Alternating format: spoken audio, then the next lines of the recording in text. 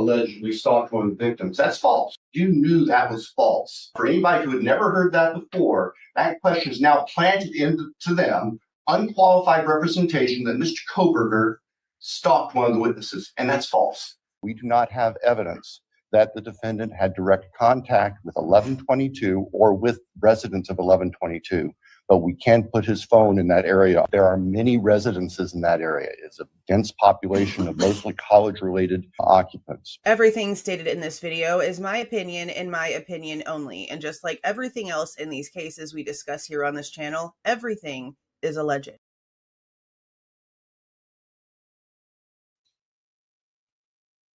Well, hello.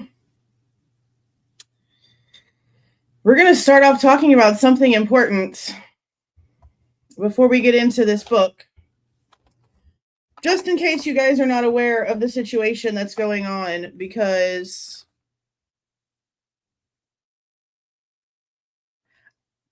y'all, it's not about the crime. It's about life in the world right now. Alrighty? Put a 1 in the chat if y'all know what the hantavirus is. Anybody heard of that over the past couple of days in the news? Please tell me that at least some of you guys have. There is a lot of shit going on right now. Yes, okay. Thank God. All right. I'm going to show you guys 2 little videos on TikTok because I need my people to at least have a little bit of a heads up about what's happening in case this does go real freaking sideways. Basically, everything that we're hearing about this hantavirus is everything that we were told COVID was. And at this point, there is no... I don't even know what to think. I don't know what to think. I just think that over the next couple of weeks, shit's going to get real bad. So I want to just like show you guys a couple of things that's going on. There's a cruise ship out in the middle of the world that people are getting sick and dying on because a very COVID-like virus, and I say that because of its symptoms with upper respiratory and all that stuff, and then the fact that this is apparently something that more originates animal-to-animal contact and does not usually go from animal to human, except for when it's this certain one that actually comes from the Andes Mountains down in Argentina. They are currently in the middle of tracking a commercial plane that held the wife of one of the first people on the cruise ship that died from it, because at the time they didn't know what it was, and she was just like on a commercial flight accompanying her husband's body back to where they live. And then she collapsed in the airport and died the next day. And it's this damn virus and it's spreading and it's a problem. So I want to show you guys just the timeline that this one channel has on TikTok. And then I'm going to show you another girl who has an update from today. I don't know if it's the one that Gene Hackman died from it. There are only 2. I just know that I was sitting there. There are only two possible. My burrito tacos, like I said, I was going to get for Cinco de Mayo Taco Tuesday, okay? And I'm scrolling through my phone and like I'm just seeing like progressively how bad this is getting. And now they're like allowing this ship to dock and they're tracing shit. And I will not do this again. I will not. I guess we have to, but I don't want to do this again. I want y'all to just listen. Oh, it's contagious. People are dying. It's now human to human like human to human transferable the same way that COVID. There are only 2 from bat to human, and now this is rat to human. Just take a listen, guys. Possible causes for the cruise ship hantavirus outbreak. One is common, but the other is terrifying. Okay, let me use some substance. There were 150 people on this cruise, and it all starts in Argentina. They leave Argentina April 11th. The first person passes away on the ship. They said it was a respiratory infection. He passed away. Then on April 24th, the body of that person was disembarked at St. Helena. But then on April 26th in South Africa, a second person passes away after leaving the ship at the airport. May 2nd, a third person passes away. May 3rd, they're parked in Cape Verde. That ship's going nowhere. So here's why people are extremely worried.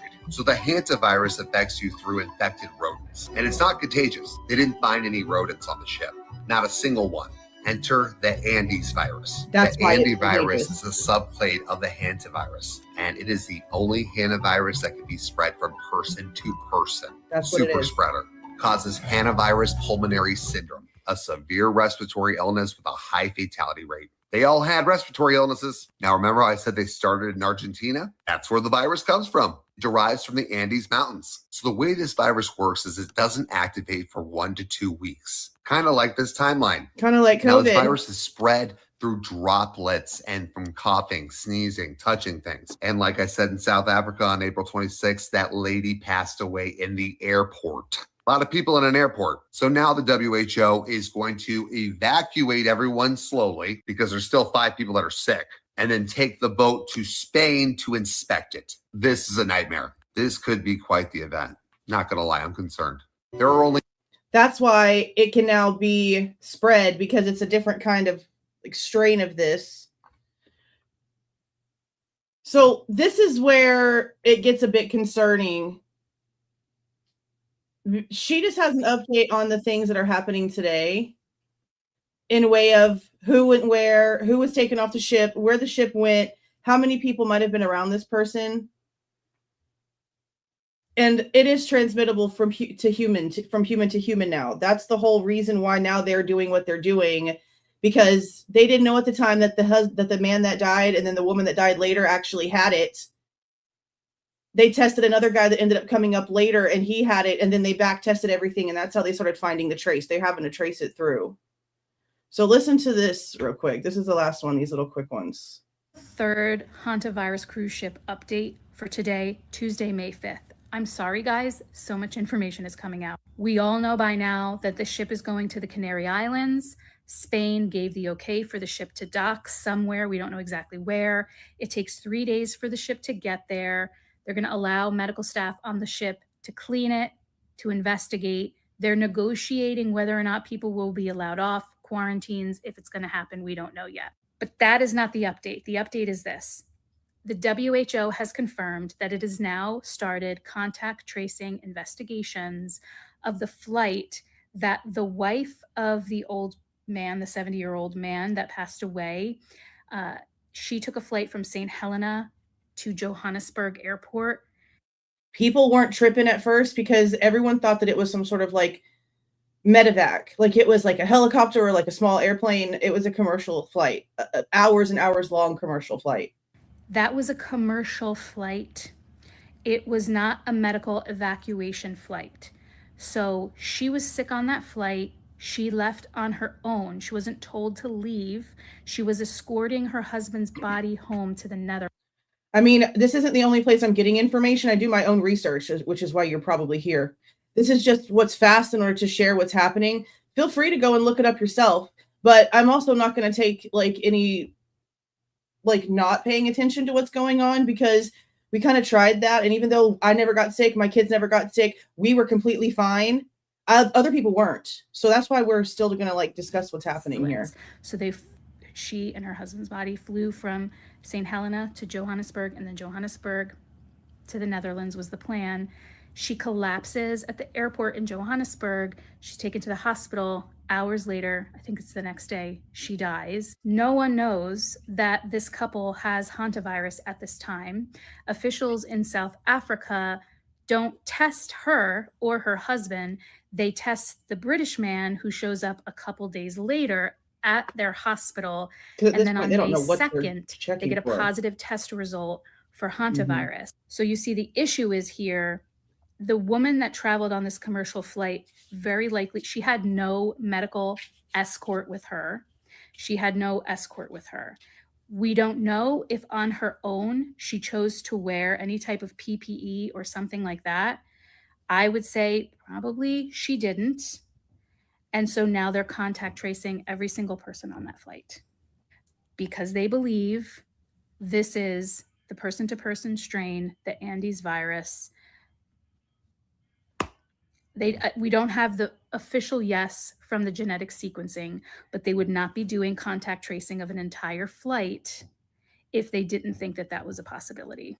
I pray for anyone that was sitting next to that woman. It is a 5 to 6 hour flight. Lots of time to incubate. Other updates next really to quick. Somebody. They are currently in the process of evacuating 2 people that are sick off of the ship. They're working with Dutch authorities to do that. Mm-hmm. They are thinking about evacuating a person who had some type of close contact to one of the people on board that died. I believe it's the German woman. Her body is still on the ship. The German woman passed away on the ship, and it hasn't been allowed to be let off the ship. So it's somebody that has close contact with her. That's what everyone in the world is saying, evacuating bro. that person too. It's Don't not let clear them if dock. that person is sick, symptomatic, or not. The information is, you get bits and pieces, and you kind of have to put the puzzle. Yeah. So that's just what's like sort of happening right now. There's a guy on the ship in like a green shirt that keeps coming out and making like videos to put up. That's like, I guess, giving people updates about what's going on, like while they're in the ship. But that's basically what everyone is saying. Like, don't let them freaking dock. Like, we understand that like there's humans on the ship, and we care that there's humans on the ship, and we want everyone to get whatever medical care that they freaking need to. But to go to them. Don't bring that damn infested ass damn ship to freaking no dock. And now it's going straight to Spain. Okay. So then listen to this shit too. For those of you that are in Kentucky, I think, be careful if you live in freaking Kentucky, because apparently Argentina is going to be hosting some sporting event in Kentucky, and it's coming up like really, really soon. And now like everyone is worried that there's a possibility that this shit's going to end up in the States even faster because of this event. A bunch of people from Kentucky are now talking about it, like all over the place, because now everyone's freaking out. Which, I mean, maybe don't like freak out just yet, like hella crazy, but definitely be aware. Definitely be freaking aware, because if everything that we didn't just listen to didn't sound like the shit from some years ago, all right? Y'all realize it's been like 7-8 years already since the pandemic? Ain't even been a whole decade, and here we are about to enter 2.0. Like I've lived through too many historical events in my little less than 4 decades of life. I really don't want to keep doing with this.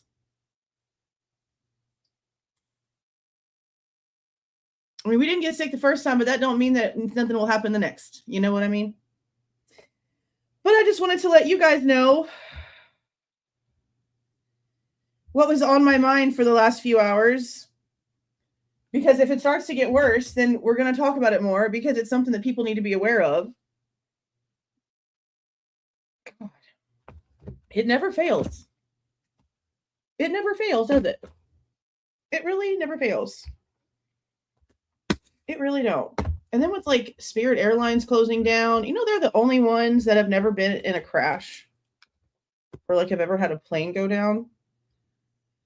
That was kind of wild to hear, because I didn't know that. I don't fly. I can swim better than I can fly, So Ariel's Make-A-Wish trip was the only time that we ever went on a plane. And I already told myself that if I ever went anywhere else, sorry guys, I forgot to do this. If I ever went anywhere else, like ever, then I would take a boat. Like I want to go to Scotland one day. And one day I want to take the kids to Japan. Maybe see Greece. Egypt for sure. If I ever have enough money for that kind of stuff. But I'm not flying. I'll find a way to take a cruise the whole way. Then again, maybe not.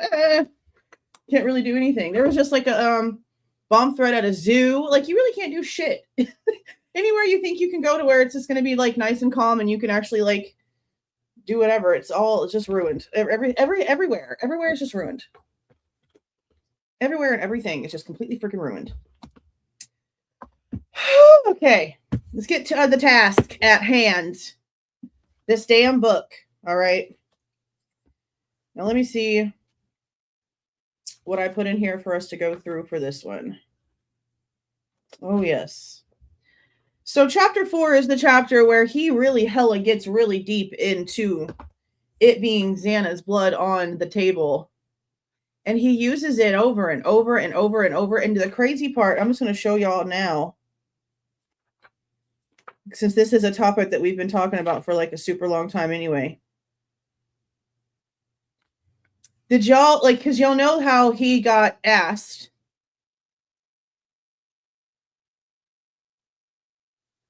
What am I looking for here? Okay. You know how he got asked in his interview, like if he was aware that Sutton had redone her report and that the whole thing about stain F being Xana's blood was like no longer relevant. And he says something basically like, well, it's in her first report. You know, like he acknowledges the fact that she makes another report. Although Sutton later modified some of her statements, he acknowledges in the book, as he is keeping up the fact that it's Xana's blood on the table when it's not, he acknowledges the fact that she made the changes. He acknowledges the fact that she made those changes.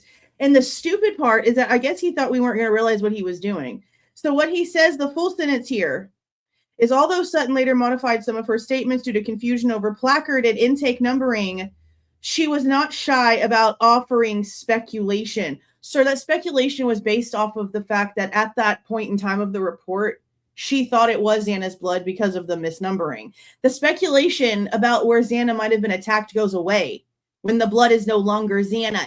You know, it's like some common sense stuff. But he just keeps it up the whole time. And when I saw how hardcore he went on this, I knew then I was going to have to write a very detailed, this is everything you allow this man to say wrong in this case, email to his publishing company.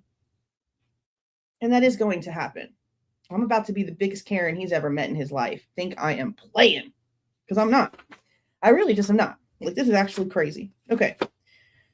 So this is, again, chapter 4. It's called Beer Pong, $2 Bill, and Girl in the Window. He just kind of like talks about random stuff and puts random things together. I don't really feel like most of the time he has any rhyme to his reasoning. So let me pull up Paula Sutton's report. I also don't know why he says this part of this. He says, from the moment Officer Nunes arrived on site and labeled Ethan as a possible self-deletion, things started to go downhill. But is that true? Because I don't feel like they handled it like that. Like, I feel like maybe that hung in the air for like a few minutes, right? Until they went upstairs and they found Kaylee and Maddie. And then at that point, like we know that they talked about it. They kept on talking about it like throughout the night. But I just don't feel like what the rookie officer stated in a moment of shock took precedent. And like, you know what I mean? Like, I don't feel like they took off with it from there. That I really just don't. I really just don't. Let's see. He makes a crazy statement. Everything looked copacetic once Kohberger pled guilty. Where? Crazy statement. And then he also says, see, this is why it's so crazy to me he wrote this book, because he says it's not a wrongfully convicted book all the time while explaining all of these things that are incorrect, but then also says, but even if we agree that justice has been done within the realm of lawyers and courts, it wasn't. Justice wasn't done whatsoever. Like, that's not at all. So I think that he just has to like keep up this persona of, oh no, I totally think, you know, he's guilty because he said so, but you know, look over here anyway, because it's kind of crazy, right? Like it's something, but I don't know. I don't know. I just don't, y'all know how I feel about this dude. Now, this part I do appreciate. He puts in here, it's easy to recall the apparent wrongful conviction of countless people, from the Central Park Five to Reuben Hurricane Carter, I've never heard of that person, the McCollum brothers, and Amanda Knox. A lot of people still think Amanda Knox is guilty. I never got that vibe from her. I know some of the information in that case, and I would like to maybe dig deeper into it one day, just to like see like if after we go through every little thing, what like my consensus, I guess, would be. But I don't know. I've never gotten the I've never gotten the guilty vibe from her. Some people believe she's innocent. Some people believe she's guilty. I guess I'm just sort of like, she could be. I don't know enough to like actually say definitively. I just never really got like that feeling, but that's not really whatever it's about anyway. Okay. And then it says former attorney John Grisham recently published a book called Framed, documenting outrageous miscarriages of justice, which I'm going to assume that means multiple stories. So John Grisham, I used to have pretty like every book he ever wrote, even the couple that he wrote that had nothing to do with criminal law. Like there's this one about playing for pizza, I think is what it's called. And the front cover is like a baseball guy in like a baseball outfit. I've read that one and a couple of his other ones that didn't have anything to do with law. There was also, I think, like a teen detective one, maybe, I think, that he tried to write. Was that it? I used to have every book he had. Every single book. I'd find him at Goodwill. I'd find him at hospice. I'd find him at any thrift store. I'd find him and I'd just snatch him up. Even if I already had it, I'd snatch it up. So I might buy this one because it has like apparently a bunch of real stories in it. Like if it's real stories, it says documenting outrageous miscarriages of justice. So if they are real life stories that we can go dig stuff up on, maybe I'll buy that book and we can like sort of dig through those stories too. And then it talks about well-meaning advocates such as the Innocence Project have logged more than 200 exonerations based on DNA alone. This is what's crazy right here too. Incredibly, a quarter. Okay, so 25% of over 200 cases involved initial pleas of guilt. Let me reread that. Out of more than 200 exonerated DNA cases, a quarter of those started with a guilty plea. So that's what, 50 for every 200 if you want to round it? Are DNA cases where they were exonerated and originally pled guilty. That's a big number. That is a big freaking number. Okay, we can't deny that number. That's a big ass number. And I know for a fact there's some of you guys in here that have said that there's been situations that you guys have gotten in, nowhere near as crazy as this, but situations that you have found yourselves in to where you were being threatened with certain things, or you had kids in the balance, or there was something else going on, and you had to plead to like something in order for all of these crazy things not to happen. We also know, I think the one that sticks into my mind so much is probably Lucas Anderson, because he was like, yeah, I do a lot of substances and I drink a lot and I black out all the time. Yeah, I probably could have done it. I don't think I did it, but I probably did do it. Because his DNA was found underneath the guy's fingernails. Turns out they just used the same EMT crew, same ambulance. He really took the fall. He was really about to take the fall. And he had a public defender, a female public defender, and a private detective, same way that Ann Taylor had Butanti, and they busted their asses to prove that he was innocent. The fact that the cops even held him knowing that he had actually been admitted into a hospital overnight because he actually took too many substances and drank too much alcohol and passed out in the middle of a gas station and had to have 911 called on him. Stories like that happen 50 out of 200 times. Crazy.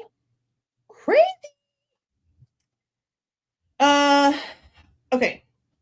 Let me ask y'all this question. Okay. Can you still, and I'm going to look, I actually want to see you guys' like answers to this. Can you still say that the Moscow Police Department didn't have the right resources to work this case, considering that they outsourced from like a few minutes in?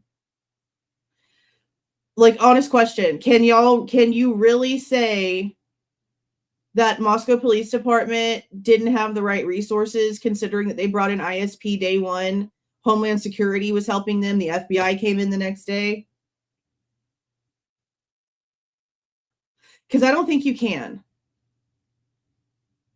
I don't think that you can sit here and say, oh, poor MPD, they're just a small little rinky-dink town, and they didn't have the resources in order to handle this case correctly. I don't think you can say that. And that's what he tries to play in here a lot, is like, oh, poor podunk cop. Poor podunk police department. No, not at all.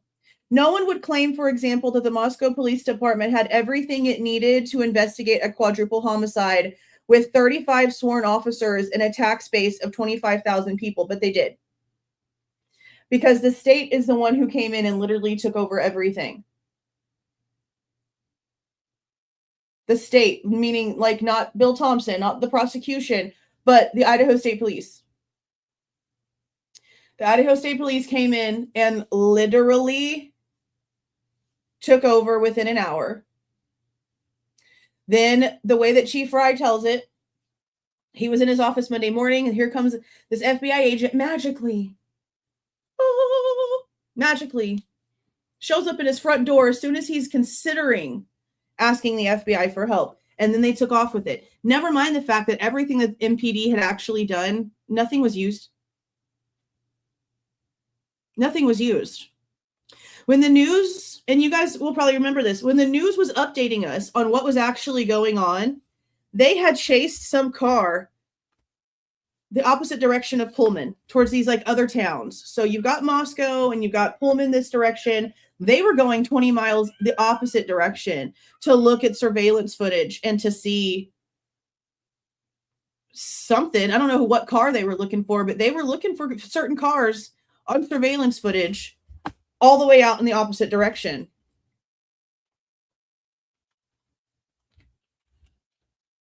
We also know they got the call in 1219, and whatever lead they claimed to have had was immediately pushed aside because all they cared about at that point was what the FBI said. Whatever they thought was going on with the cameras, whatever they thought was going on with the car, nothing that they did mattered. Everything was the FBI.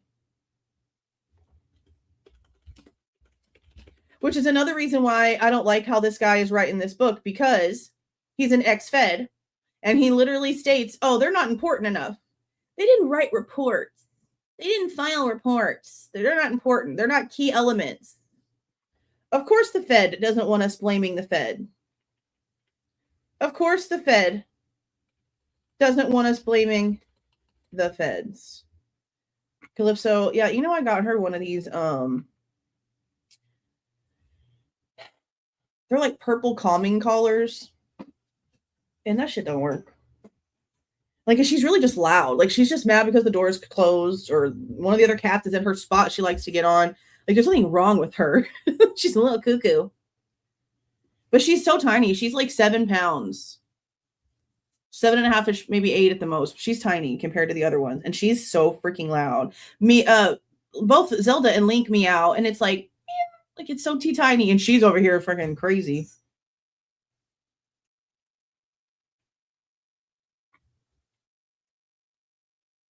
Let's see.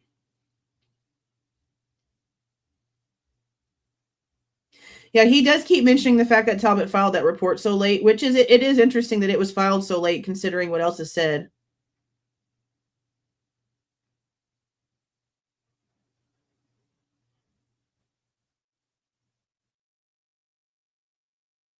There are secrets buried in Bill Thompson's Brady disclosure. It's our job to reveal them. Well, we could probably reveal them a lot faster if we had it.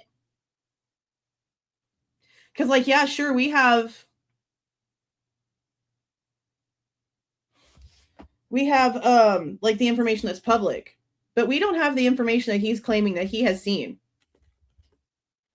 So it would be a lot easier for us to be able to do that if we could actually see all of these things that he's claiming that he was working on and that he got his information from. Because if he's just going to tell us a story and he's not going to give us any receipts, then it's all for his own gain. If all he's going to do is tell us a story and he's not going to give us any receipts, then all he did was write a book so he can collect a paycheck and get a little 15 minutes of fame in the Idaho 4 case and then move on. If he really has true intentions, his information should be out here for the public to see. If he's so tired of the secrecy, if he wants transparency, if he said they should be able to deal with the scrutiny, this is their issue, not the courts, not the families, not the victims, not anybody else's fault. It's on them to be transparent and deal with it. Well, then release the information you have. Release the information that you have, because that's the only way that works. Has anyone ever heard of a serial killer named Oscar Ray Bolin? Don't Google it. Because he apparently was a court-certified expert in statement analysis. And he helped put this guy, Oscar Ray Bolin, in prison. It's actually kind of funny. And I'll be egotistical about it. That's fine. He says right here, before we delve deeper, several things require stipulation. First, I hold no forensic analysis certification from any accredited association, organization, or school. I do. It's a tiny one, but I do. And I even put that on here because, like, I can say that. And he can't. And I thought that was kind of cool. So whoever wins the book, you'll see my I do with a smiley face next to it. Okay, let's see. Okay, this is parts that I wanted to read right here. Okay. Okay, so that was like his first preface, that he doesn't have any forensic knowledge, that he does have a master's degree in from the University of Virginia. He doesn't say what it's in, but then he says he has 15 years of investigative experience as a special agent with the FBI, but no training in forensics, and he talked about his testimony.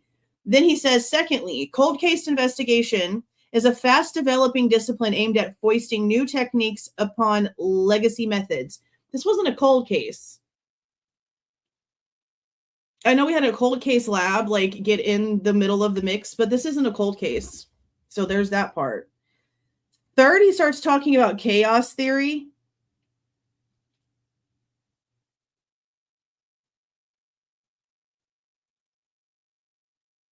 And then he starts mentioning the Department of Justice. There is a criminologist Bible that's called the National Institute of Justice Death Investigation. It has a 2011 and a 2024 version. And it basically just says, like, everything that you're supposed to do in order to, like, actually work a death investigation, right? But then he says this. And I don't know why this doesn't sound right to me, because I feel like we've heard labelings. But maybe it's because it's not, like, a nationally accepted. Okay, this is what he says. There are no nationally accepted guidelines for or standards of practice for individuals performing death scene investigation. No professional degree, license, certification, or minimum educational requirements exist, nor is there a commonly accepted training curriculum. We cannot even point to a common job title for the thousands of people who routinely perform death investigations in this country. Crime scene investigator? Forensic investigator? I mean, there's a few, but maybe not just one. I mean, it does sort of teeter on what I said earlier, either earlier today or yesterday, about how, like, we're literally the United States of nothing because no laws are the same. There's no punishments that are the same. There's no rules and regulations that are the same across the board when it comes to the justice system. So maybe that's what he's talking about. But if there's like a death investigator's criminologist Bible, does that not mean that it's like a manual from the Department of Justice that they should use? I feel like that kind of takes away what he just said, but I don't know. I feel like a lot of the stuff he says in here is kind of backwards.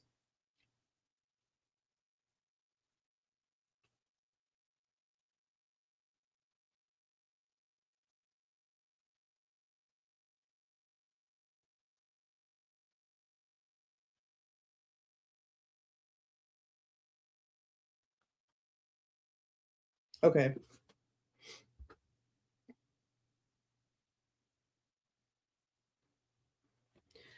So he says, in order to start, you have to realize these things.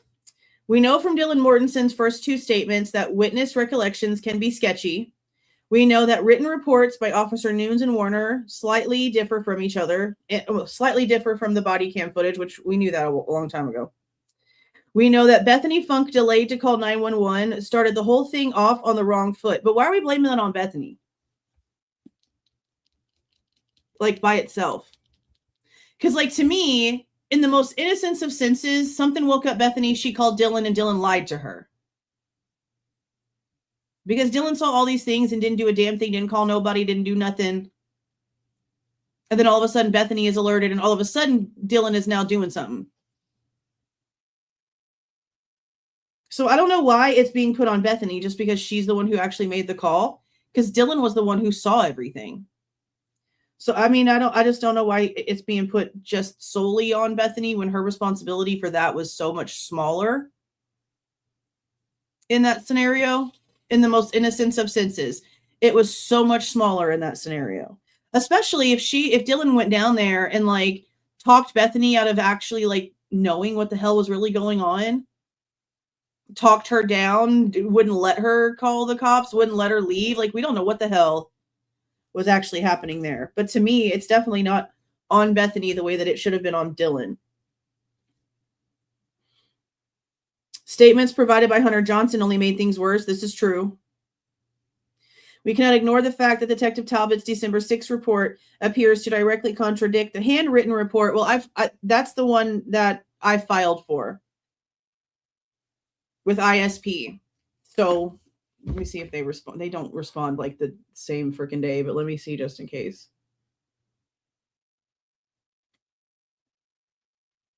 No, I don't have anything from ISP yet.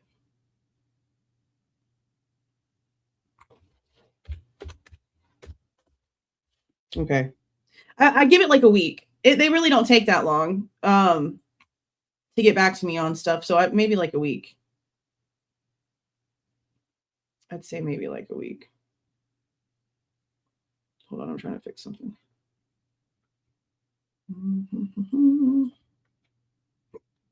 Oh, now I got the hiccups. Okay, let's see.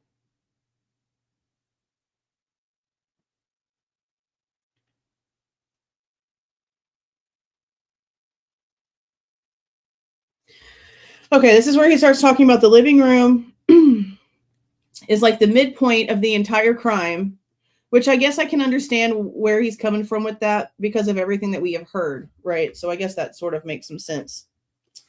So he says, we can agree on certain things, including the fact that at 4 a.m. on November 13th, there was a 3-story house near the middle of the U of I campus. Okay. The midpoint of the house was its opened second floor. Okay. At the center of the second floor was a living room. In the center of the living room stood a white folding table. Everything that happened early Sunday morning had to pass right through it. I said, not everything technically, but I'll bite. Like, I wanted to see where he was going. Police seem to agree. Numerous reports map the killer's movements through the house, acknowledging, now this is where to me, it's all just assumption. This is where to me, it's mostly assumption because we have no proof of any of this stuff. Acknowledging that the killer entered through the glass doors in the kitchen before moving upstairs to attack his victims. Evidence shows he walked back down the second floor, leaving a blood trail on the walls and banister to where he encountered Xana near the door of Dylan's room. Again, he's just assuming that because of his not truth about staying F. He chased her through the living room, turned left down the hallway, killing her within arm's reach of Ethan. Police believe the killer fled the second floor after encountering Dylan just moments before she ran downstairs to Bethany. That's what he thinks we should all be agreeing on.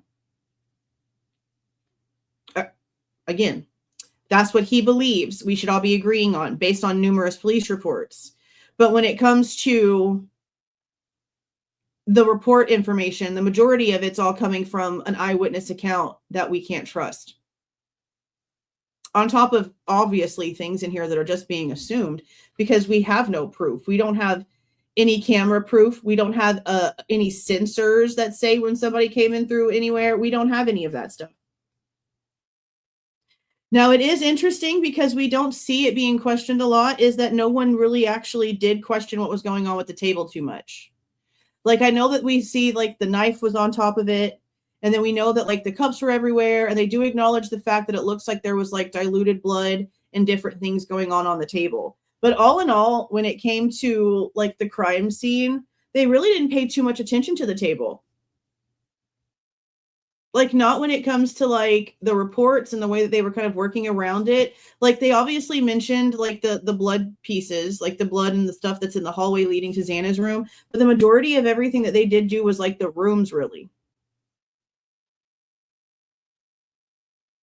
It says no one questioned its placement. They did not find it odd that 10 cups were neatly arranged at one end, the other 10 strewn wildly from the other. They did not even try to explain how after killing Kaylee and Maddie, a 6-foot-tall, 185-pound, blood-soaked Kohberger chased a frantic Xana through a space occupied by the table without moving it an inch. Bill Thompson himself stated in court that immediately after butchering Xana and Ethan, Kohberger fled back around the table on his way out the door. Throughout the whole ordeal, we are told the table never budged. But that's not true either, because we know that Bethany heard stuff. We know that Bethany is claiming to have heard the table. So I guess here's the thing that I guess I need to know. I'm assuming that when it comes to Sutton's report, that she's supposed to, I guess I guess she's supposed to guess how the stains actually were created. And I am sort of seeing that when it comes to talking about how cast off is like created and like all the different, I guess, descriptive words that she's using when it comes to like all the stains and stuff like that. But is he like expecting her to literally do exactly what he just did, talking about how, oh, the person left this room and went down the hallway, went down the stairs, went down to this section, and then went down through this living room and then chased this person down this way? Like, is that what he's expecting her to do in this report? Because I don't feel like that's appropriate for what her job was. I feel like she's supposed to describe the blood spatter and give like an opinion on directionality and how it like all got there. But I don't think that she's supposed to get into all that detail. And I could be wrong, but I don't see that in her reports. It's all very technical. It's all very, very technical. Let me go pull up this other one.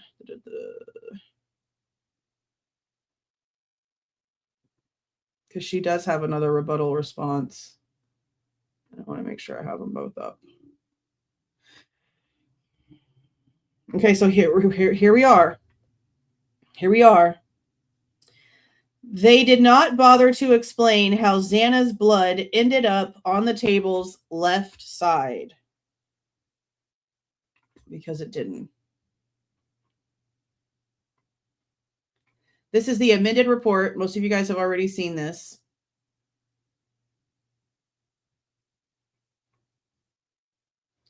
Stain F, which was positive for blood, is not identified.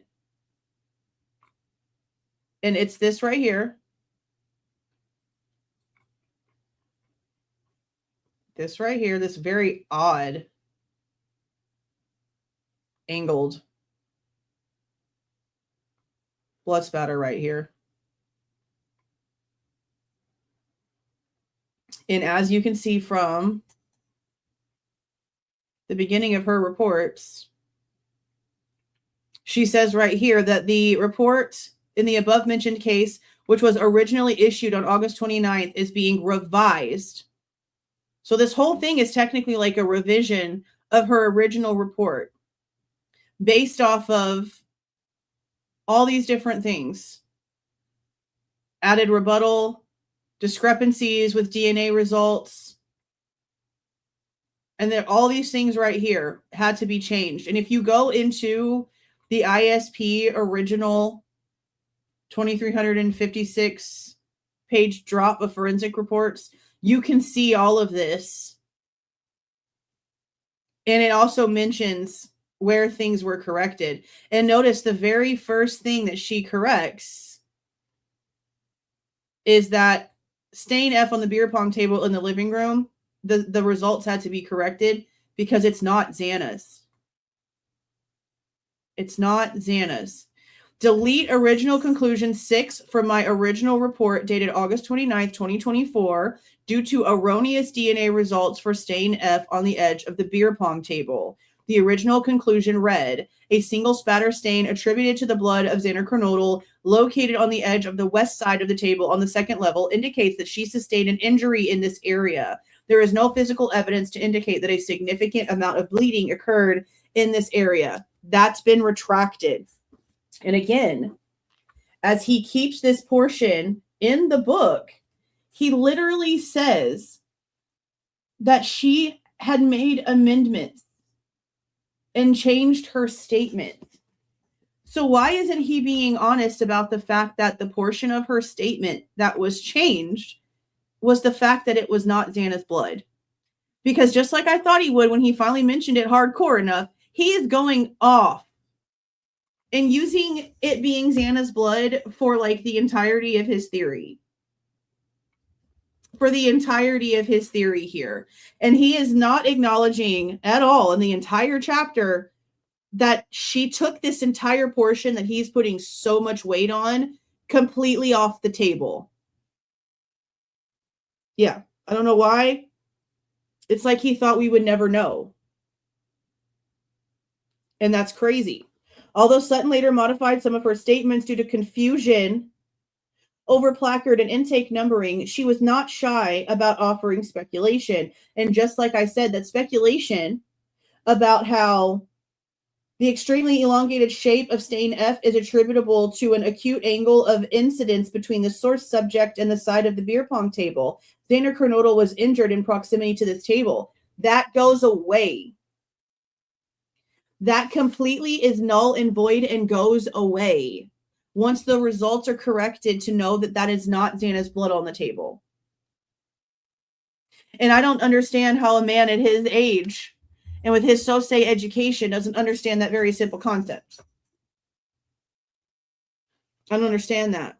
Maybe I need to email Sutton and ask her to clarify just in case because of what is being said in this book. And then he says it again. Like he talks here about stain F, and then he talks here. These are pieces of her old report from August. He talks here about it being Xana's. And then it says, it should be noted that Sutton later revised parts of this and other findings in a state submitted supplemental disclosure, but she clearly believed Xana was injured in proximity to the table. No. In the report where she has to go back in and correct it, none of that is said. None of that at all is said in the report. Once that's corrected, that's not true. That's not true.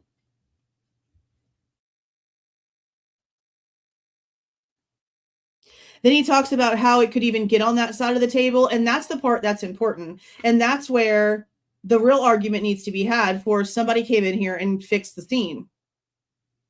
Because I don't know how in the world you get a blood spot at that angle where the table is. Let's see, where's the spot? Right here past this. So it's like right here. Somewhere like that.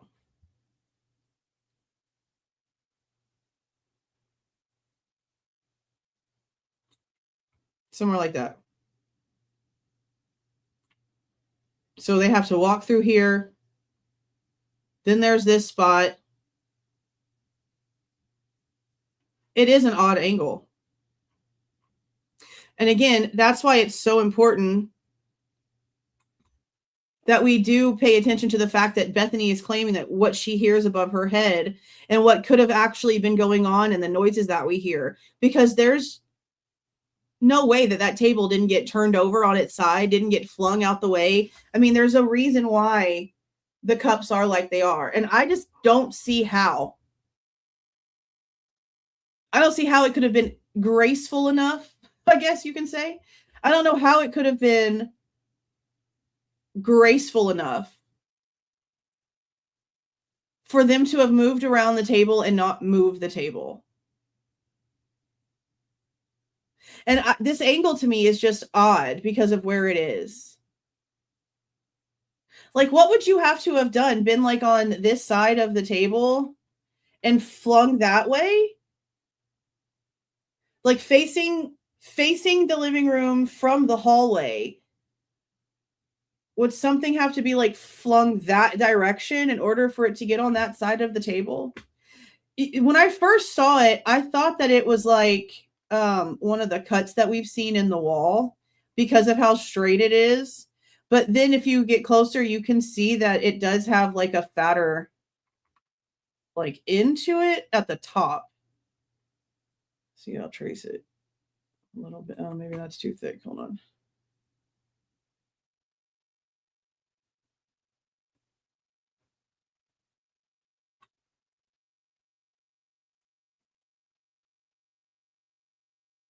See, and then down here, it's tiny.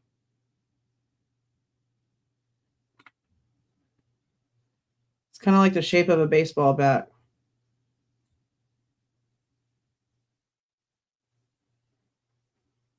But then see how it's just real thick right here? Like all of the rest of it is almost diluted down to nothing.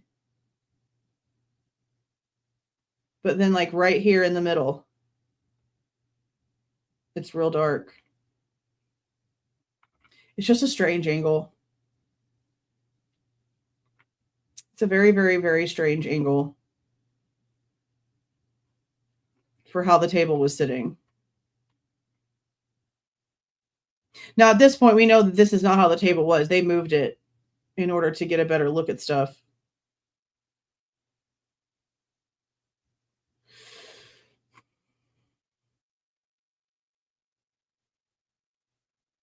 It is a very odd angle.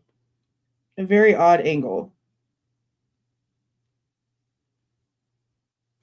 Okay, so then he's mentioning how in the body cam video, they have to sort of like walk to the side in order to get past the table. So I wanted to take a look at that one time, because I don't really think I paid much attention, honestly, to how they were walking around the table. I was like paying attention to like their hand movements and like where they were pointing and trying to like listen to what they were saying. So I never really honestly for real paid attention to how they were walking around the table itself. So further into this, I just want to see if they actually do have to turn to the side or if it is like away from the wall enough. I honestly just didn't even bother to notice that. Where's she at? Yep. Where's she at? Where's she at? She's up close. Yes. Where at? Up here? Up here. You got a call from them that someone, they're looking normal. And I'm checking it and you can write this down. He doesn't have a chance to turn sideways. Even Hunter, and he's tiny, like skinny wise. Okay, yeah, he does, doesn't he?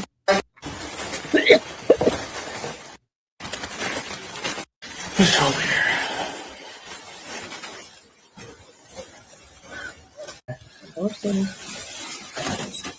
Police department.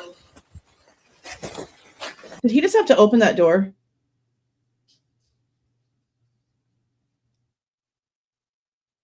Did he just have to open the spare door? Who's over here?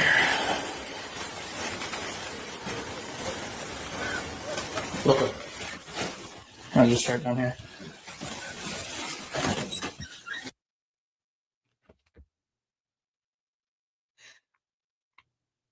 The door is closed. So how did I never notice that before?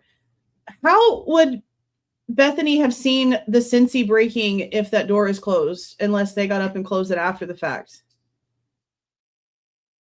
Because it would have had to have been open. Because we were going through all of that, looking at her photos, trying to see, like, how would you have possibly seen if the Cincy in the spare room broke and it made like a popping light It's closed. So either it was open and it got closed before the cops got there, or it was closed the whole time and that shit don't work. Police department. If he does open this door, it is shut. Okay. I'll just start down here. Yep. That is very shut. Police department.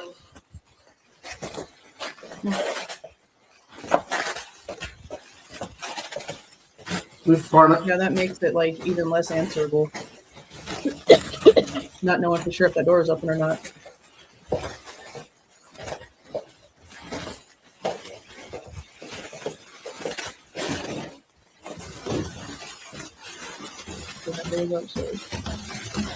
Moscow Police Department, if you're in here now, yourself.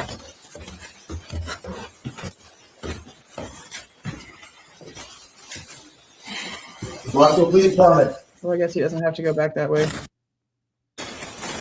Okay, so let me walk back way. Okay, get back.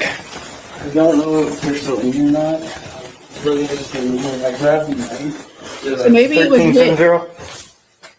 Maybe it was just barely tapped on the side where the cups are everywhere, and it just like pushed it closer to the wall.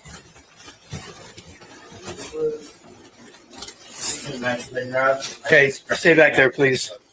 Can you pull up that picture?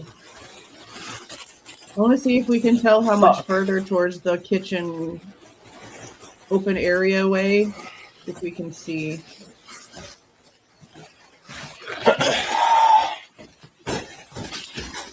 Slow down. Just come here. There's two. Looks like fatalities.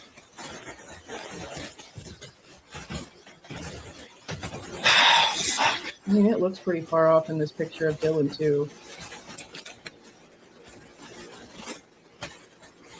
Dude.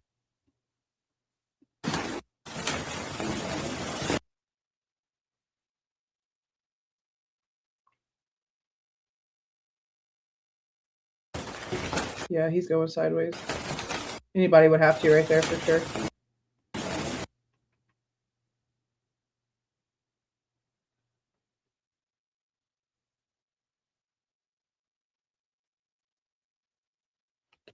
I don't know. It doesn't really look moved much different.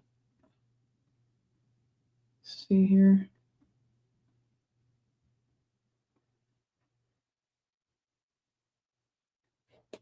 It sort of looks like it's not much moved. Like, because the legs would be like this way. I mean, it just doesn't look like it's moved very much. It looks like somebody purposely tried to put it back where it was to look like it hadn't been moved, is what it looks like. It looks like they really did like put it back. It looks like they put it back. Okay, so then it says, let's see.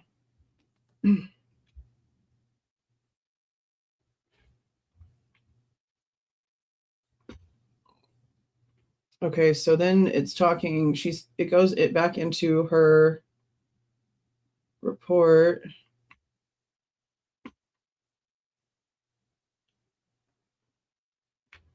And she's talking about, let's see if she's got the actual pictures in here. Is 4687 in here? Yeah, right here. Oh, it's blocked out. Of course it is. Okay, well then we're going to pull up the photos. Because in here, when she says that image 4687 depicts the view looking across the beer pong table towards the bedroom assigned to Xana, I want to have the photos up.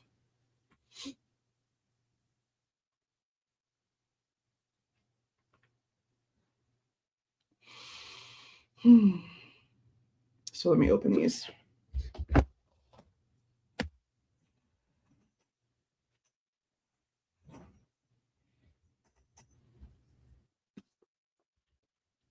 This is just going to take a second.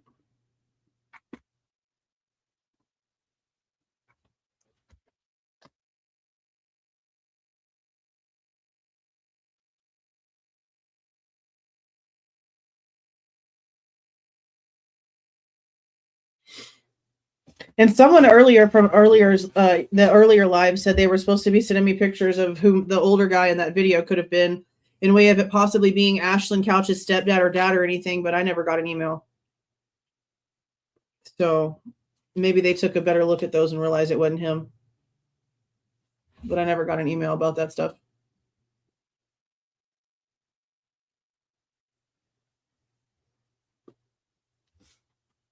These take forever.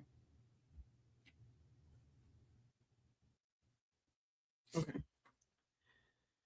So we have the table. Let's see where the table is. Let me go to my index real quick.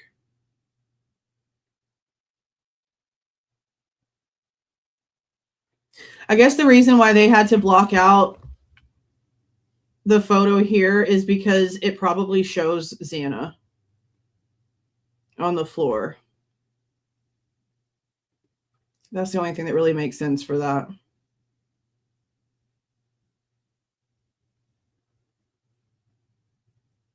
All right, let's see. View from hall, living room, into bathroom. Okay, 934. Yeah.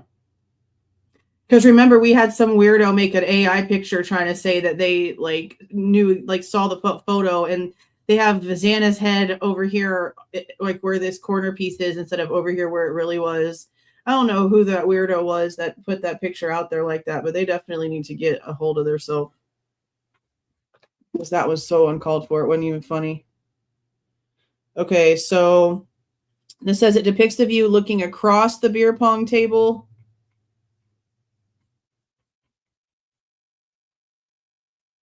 I'm guessing it's this one. Across the beer pong table towards the bedroom. On the right side of this image, you can see a half wall with a wooden ledge and the stairs leading from the second level to the first level parking lot entrance to the north side of the residence.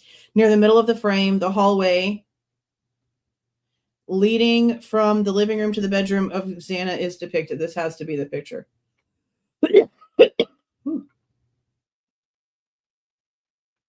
This has to be the picture because you can see the table in it. Okay, let's see.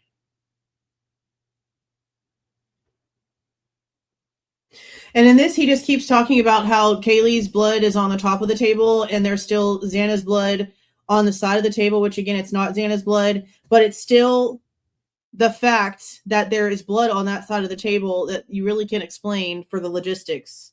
That's the takeaway from this, which is what we already knew. We were already looking at that information and questioning all of those things. Him trying to not put the new amended information in there is what's making it difficult to give a crap about whenever it comes to his opinion, because it's got something incorrect in it. But the basis of the story, the basis of the query, is how the hell did the table look like it was basically in the exact same spot that it was in when Dylan was in that picture, even though he tries to say it's in a completely different spot, like in a few pages here, but to me it looks the same, whatever. That's just, I guess it's a visual opinion. I don't freaking even know. And get blood on that side, because it's really just weird. I mean, it was weird when we saw it. It was weird when we got the report. It was weird that, especially with the way that it looks, that it's off to that side of the table. So then she starts talking about stain D. So that would be this one right here. That's Ethan's. So let's compare it to, do we have one of it like?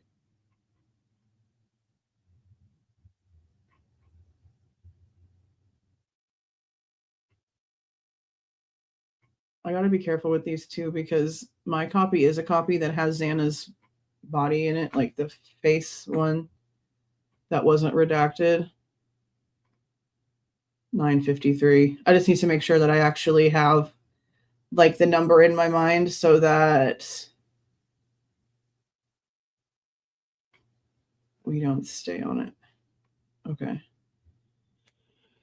Okay, so what I want to see is banister pictures better, I guess, because I want to It's not going to work. Really be able to tell. Well, I guess that's not really going to work. See, because there's this right here. What else was on there? See, we've got this E stain that was not tested further. So we've got this unknown blood stain, and it's underneath this damn White Claw box.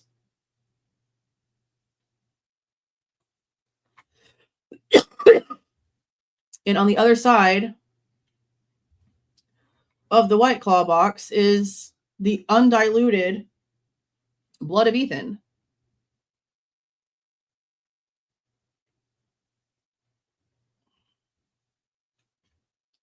Just want to make sure I'm looking at the...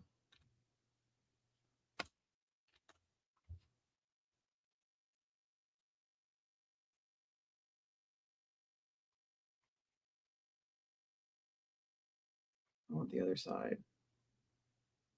So you can still see the box over here. I also want to make sure that we're looking at the right spot.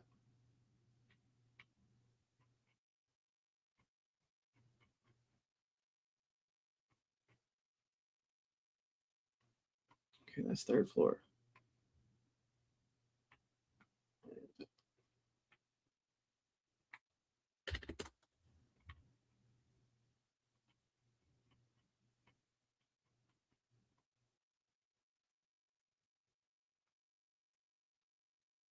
See, here's everything right here.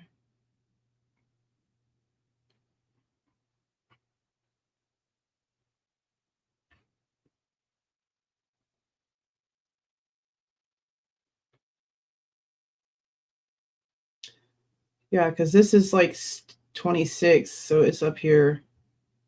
Yeah, see?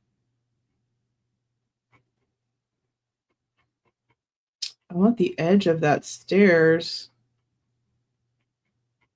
like the edge of the actual wall.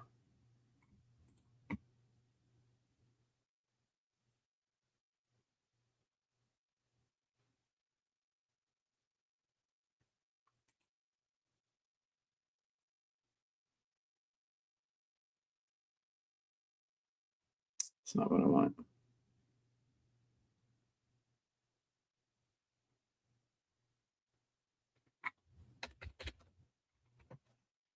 Okay. And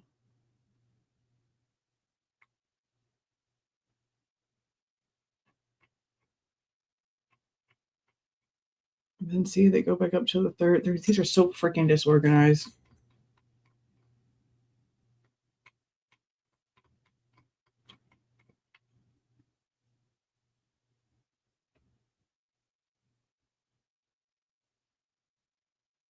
Let's try 396.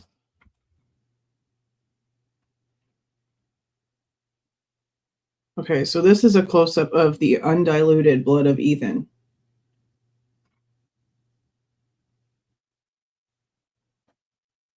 Right here.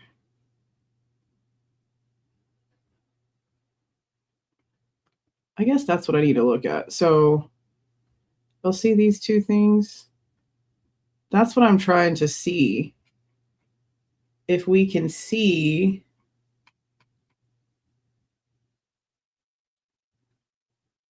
that information from the White Claw actually being there. Like if we can see those dots with the White Claw being there.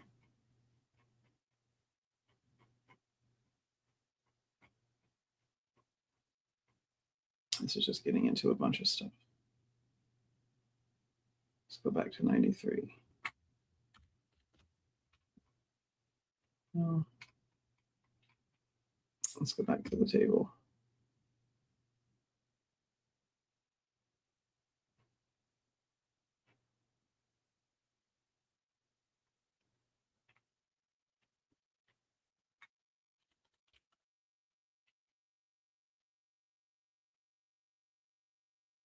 Okay, so these are back here.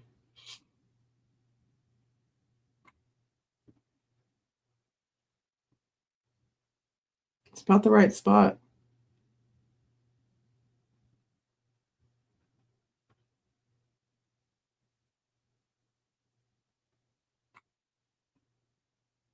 See, it's like that. That's pretty much the exact same spot. So, I mean, I don't know. Did they pick up the White Claw box and see if there was transfer underneath the White Claw box? But regardless, they just didn't even bother testing it. And I'm going to assume that because D was Ethan's and it had no dilution to it, that they just assumed that E was Ethan's, which is really asinine if that's the case, because 26 is Kaylee and Maddie, which is literally right underneath it. So you've got E right here. You've got D right on the opposite side. And then you have this right here. So you have Ethan's blood right smack dab in the middle of Kaylee and Maddie's blood being everywhere else. Isn't that crazy? But also something that I really don't like, and I'm pretty sure I've mentioned this before. This word right here, I think to me, this means they don't know. To say that Maddie Mogen is a potential contributor to the minor component means that it's a mixture and they're just not sure whose blood it is. But they probably have been able to tell that it's probably a mixture of nothing but female. And because it's mixed with Kaylee, I think they're just assuming. And this potential contributor is used everywhere when it comes to the minor component and it being Maddie. Like, they just assumed. They didn't even bother testing it all the way out. And I also question, like, the reason why some of these statements were made at the end of things for stains that have no DNA track. Like for this one right here. I'm pretty sure that's where that part ends, right? For these.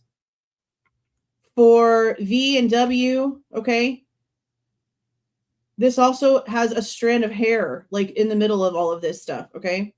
And it says that it was positive for blood, that it's diluted cast-off stains with associated flow. And then it says there's no physical evidence to indicate that Ms. Goncalves, Ms. Mogen, Ms. Kernodle, or Mr. Chapin were in this location after sustaining their bloodletting injuries. So you're just not going to bother to see whose freaking blood it is? You're not... And not her, because she's just looking at the photographs. But why did the lab not test it?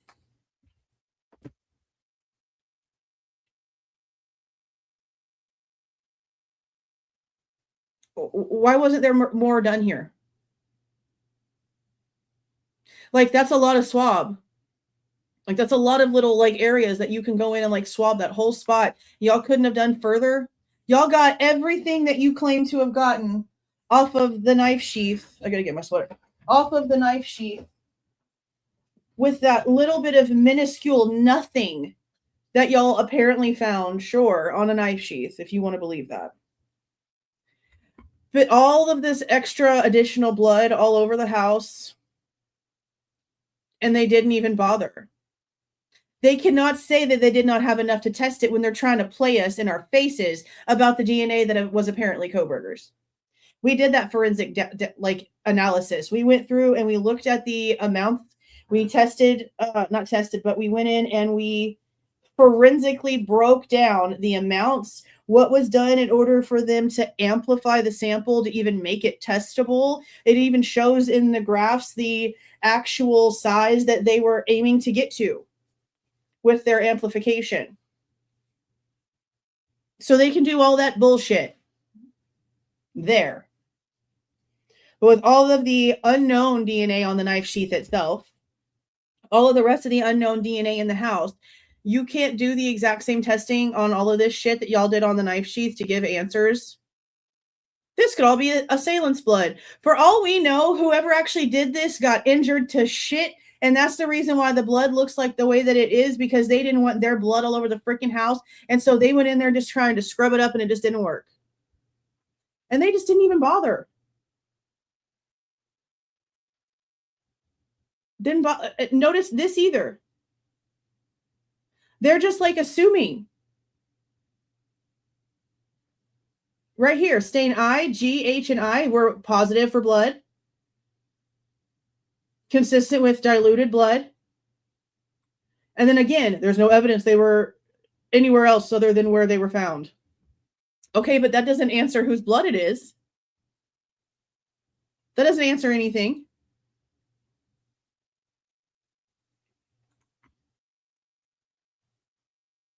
Now, this one right here is crazy because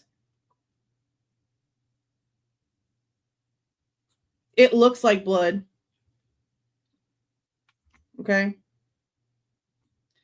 It looks like blood. And there's a freaking hair right here. Okay. But this one did not pop positive.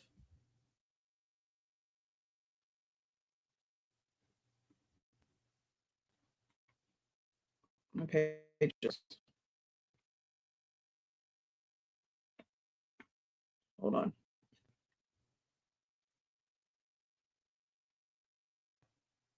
Oh, this big file always makes me freeze. But yeah, this has like a hair next to it, and this looks like blood. And it was negative for blood. That's crazy too. That's crazy too. And then notice they have a swipe stain here. This is also talked about in the book. But see, this is where, like, I don't understand what this guy's, like, intentions are with any of this, okay? I really don't. So he starts talking about the stains, again, the same way that he was doing the other day, talking about how whatever Talbot was putting in the report didn't match what was being shown in the like body cam footage and stuff like that when it comes to the blood spatter. And the only thing that I can think of is no shit. Right? Because Nunes is like walking around in a frantic panic. So he's walking around super fast. He's not stopping and concentrating on blood spatter stains on the wall or whatever is actually going on the pong table. He's moving around pretty fast and the camera is crap. And if the camera isn't crap and it's actually really high quality camera, then they edited it to make it look like shit to where it's difficult for us to actually see what's happening regardless. So to compare what Talbot is seeing with his own eyes after the panic, and he's walking around slowly and he's making observations and he's got a flashlight and he's looking around, to compare those two things and say that Talbot's reports are incorrect because it doesn't show that on Nunes' body cam, that seems like an unfair and unrealistic sentiment. It really does. But then he also does the exact same thing here when it comes to the way that Sutton's report, and we'll just use this one as an example. We'll use this one as an example. It's really confusing the way that he puts this because he's talking about the blood in the hallway. And he stops right here on this one, on stain number 28. And it says, in Sutton's report,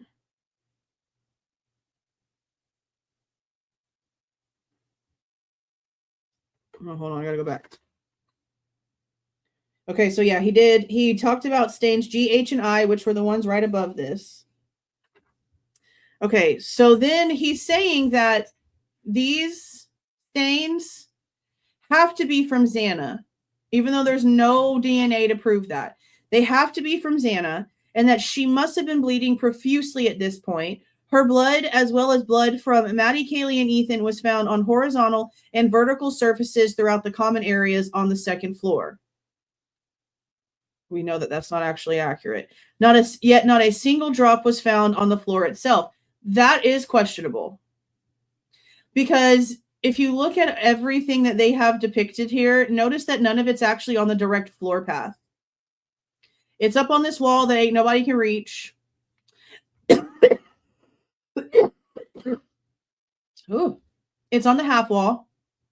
Okay, it's on the rail. Half wall, on the half wall, on the wall, on the half wall. Down here on the baseboard, nothing is on the actual floor. And we do have that inside of the rooms. We do have that inside of Maddie's room. We know we've got blood all over the freaking place in Xana's room. But yeah, the floors are completely clean. The floors are completely clean. And that is questionable. I will say that. But then he says that Sutton's report doesn't mention anything about how this must be Xana bleeding profusely. Well, why would it say that if the information that she was given doesn't state that it's Xana's blood? That's like him basically claiming that she should have came up with the made-up scenario out of her ass for funsies, and he doesn't appreciate the fact that she didn't do that. Well, she can't say Xana must have been bleeding at this point. Nothing is telling her this is Xana's blood. And then we have the one that's even closer to the bathroom in Xana's room, and it's apparently not even blood. So why would he expect her to say that? I don't really quite understand. So then it talks about this stain right here, stain number 28. And he says, this is the portion in the report that he puts, and it's the exact same one. Yeah, it's the exact same. Stain 28 is depicted in image 4443. And in closer detail, in image DSC 44, well, actually, in the book, he has a typo. In the book, he has 4444.5, so 4 4s, and then a 5. Where's it at? I mean, it's just a number, but I'm like, it's a published book, so that's still kind of crazy that it's wrong. And then it says all this exact same stuff, but it's important because he tries to say that, like, it's not accurate, but the way that he does it is weird. Okay. Stain 28 gave a presumptive test for blood. Stain 28 is a swipe stain. Stain 28 appears dark in color and not diluted. An undiluted swipe stain indicates that a bloodied object surface made contact with the wall while in motion. Okay. And that's what all that says. But this is where things get weird, because at this point, where are we in the time, in the house, in the way that he is describing things? Where are we? We're down the hall, right at Xana's freaking doorway. Okay. This swipe stain is right before you get to her door. That's where we are. So then in his comparison, he says, without drawing conclusions or getting lost in the weeds, we need to compare what Sutton wrote in her report with what Officer Talbot stated in his December 6th report. Talbot observed. He goes all the way back to the pong table.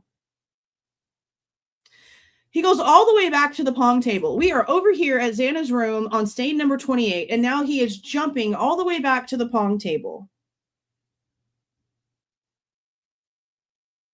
And it's talking about how on the table, as Talbot's walking around, he says, multiple areas of red liquid on the table that appeared to be blood. So let's go back to the table, because for some reason he felt the need to do this.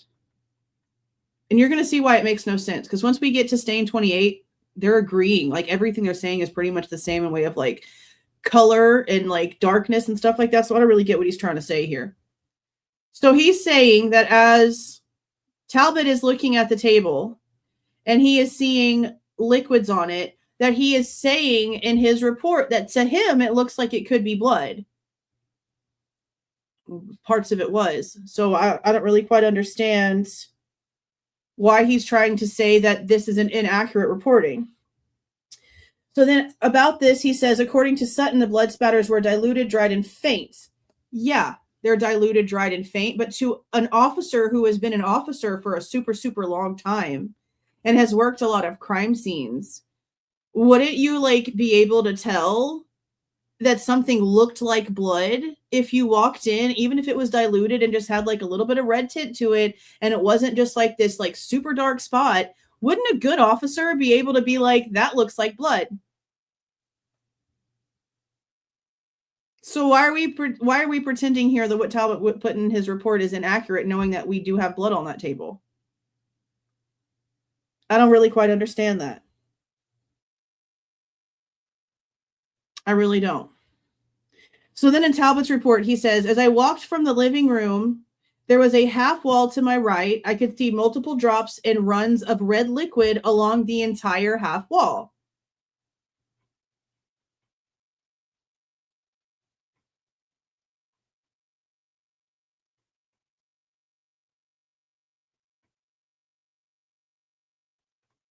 Yeah. That's what it is. And if you're walking this floor with the flashlight and you're paying attention, you're going to notice that, right? He says, I could see multiple drops and runs of red liquid along the entire half wall. They have a reddish tint to them. I'm pretty sure they had an even more of a reddish tint to them at the scene on the 13th as the police were walking around. Yeah. Okay. Sutton noted no drops of any kind, nothing obviously red.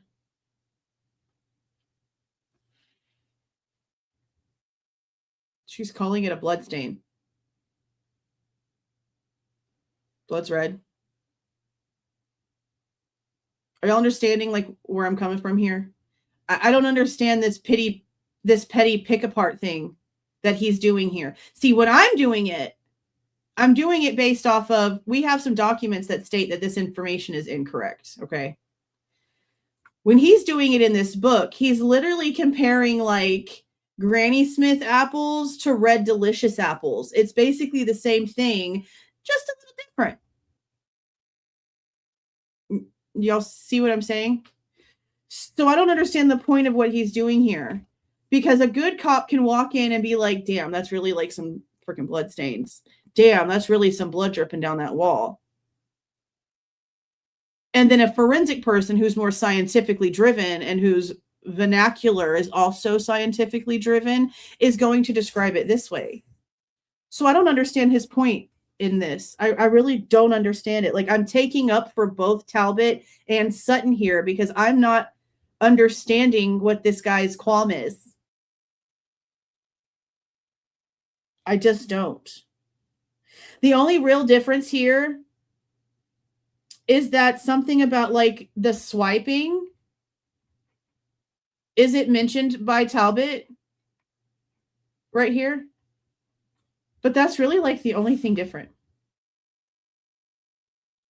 It's really, I just saw apples. Yes. It's literally like comparing a Granny Smith apple to a Red Delicious. It's pretty much the exact same thing. The verbiage is just a little different. So I just don't know. I just don't know why he felt the need to pick through all of this. I feel like this portion of the book was a waste of pages among everything. What he should have done is just gone over the crazy parts of Sutton's report that has no DNA answers for whose blood was actually where. And the answers might be in a whole different document. I don't know. We haven't gone through every little bitty thing, at least not with a fine-tooth comb. I've scorched everything when it comes to handwritten documents, trying to find that damn one about the sheath on the floor. But to read every little thing, no, there's still several little pieces of stuff we have to go over here. But I don't really know if it's actually too many, because some of the exhibits and the information that was released, remember that big dump of information we got? And then there was like social security numbers and shit in it. So they jacked it back and it had Jack's name as the number one suspect. Pretty much everything in that information was stuff that we already had from the over 2,300 pages. It's just not redacted. That's the only difference. So there might be a little bit of difference in there because it is unredacted information, but pretty much everything in there we've gone through. So the only real question he should have, like, in my opinion, gone with, because this is the only thing that matters. How did the killer go from Kaylee and Maddie on the 3rd floor, track their blood downstairs to the 2nd floor, where it mysteriously became diluted? Like, how did the person who killed Maddie and Kaylee, that would have been literally dripping, let's be serious, there's no way that you caused that much damage, that much destruction, and you're not covered to the point to where something's dripping off of you. You know, there's just no freaking way. So how does it get from being so concentrated on the person who did the crime to now on the 2nd floor, suddenly all of it is diluted? Everything when it comes to Kaylee and Maddie is diluted. And then, of course, he talks about the blood on the side of the ping pong table. I don't understand how it got there either. It is a very strange location at a very strange angle. I question that too. I don't understand how it got there either. It is very odd, other than the fact the table had to have been moved. It had to have been moved. So I don't know why he did this. Like, I really don't know why he did this right here. My hair is just not staying in this little thingy. It's all whatever. I don't know why he randomly just put in Payne's report of his interview with Molly.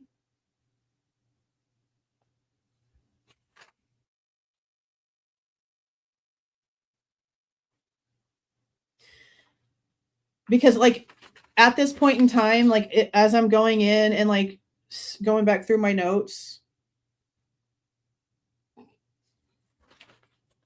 I don't think that he actually brings Molly back up in this chapter.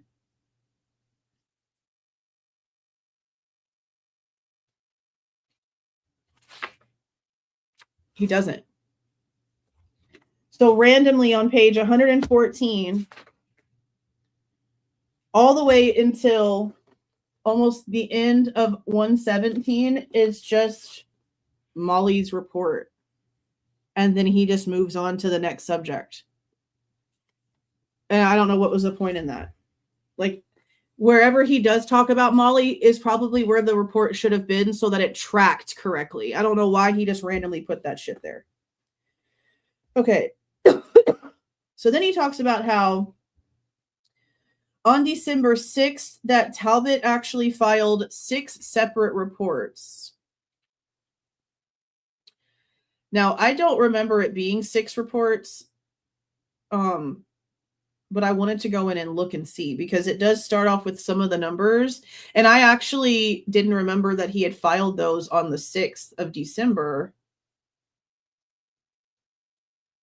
until we opened it up and looked at them. Here we go. So I wanted to see if we could see all 6 of his reports.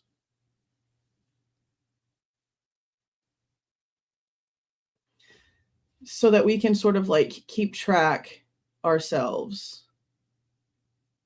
So this first one we know is his. It's the original, and it's just claiming that he has been assigned the lead. And then the next one jumps to James Miller. No, he uses supplement number 33. I think it's page like 100 and something. Yeah. Okay, so then we have, okay. I need to go until I no longer see his name at the bottom. Okay, that's just in it. Okay, so we have 32. And this would be, I guess, the first one that got filed on 12/6. What page is this? 89? Yeah, because this one right here was actually like reported on the 13th and approved on the 17th. Just him being like assigned lead. So then we jump down to the ones that he put in on 12/6. And this is the original one that he wrote out about the entire scene. See, this part right here about him getting there at 2:51 and the incorrect information he was given from Blaker when we know Blaker wasn't at the scene. It makes me even more mad. I got hiccups. It makes me even more upset that all this is like wrong because we know where Blaker was at this time. He was at MPD doing interviews. And it really just bothers me because you had a month almost, boy. You had a month almost to go back in and watch whatever body cams you had to go in and verify information. And you wrote a lengthy ass report, very detailed ass report. But instantly you have your timing wrong about who you talked to. And then you put words into this that were never said. It's okay, Kaylee, I'm here for you. That came from this report. When Ashley Banfeld came out and did her bullshit and went around telling everybody, oh, Kohberger knew Kaylee. Kohberger said Kaylee's name. Dylan heard Kohberger say Kaylee's name. It's okay, Kaylee, I'm here to help you. That was her reading this report and not giving 2 shits that it was wrong because she didn't care. It was a newsline. It was a newsline. Okay, so here would be, I guess, the second one, supplement number 33. This is the one where they end up going back to the scene. What I don't understand here is why he's like, he does not list the reasons for his return. They're conducting a freaking homicide investigation. It's the next morning. Why are we acting like that about that? Why wouldn't he go back? He's the lead. He's the lead for the agency assist. That's what they're supposed to do. Now he goes in and they do a pre-evidence video. This is where they take up the blue $2 bill and the blue powder that we now know to be Adderall from Xana's room. Now this video is interesting, and I wonder if I could FOIA this. I'm going to FOIA ISP for this and see if they give it to me, but I'm expecting it, if they do give it to me, for it to be all the same that's in this book. I didn't even show you all the damn report. I'm over here talking, the damn screen's not even on. Hold on. Okay, here's the one where he goes back. This video right here is apparently in like sections. So according to the book, it says this video is broken up either through editing or in discrete stop-start segments into 4 distinct tapes. The first 3 are labeled Pre-Search 1, Pre-Search 2, Pre-Search 3, and documents the interior spaces, as well as the parking lot out front, all of the vehicles, and the curtilage comprising the exterior of the house. Along with photographs, these tapes provide objective, real-time documentation of what police found upon arrival. Does he say anything about the 4th part?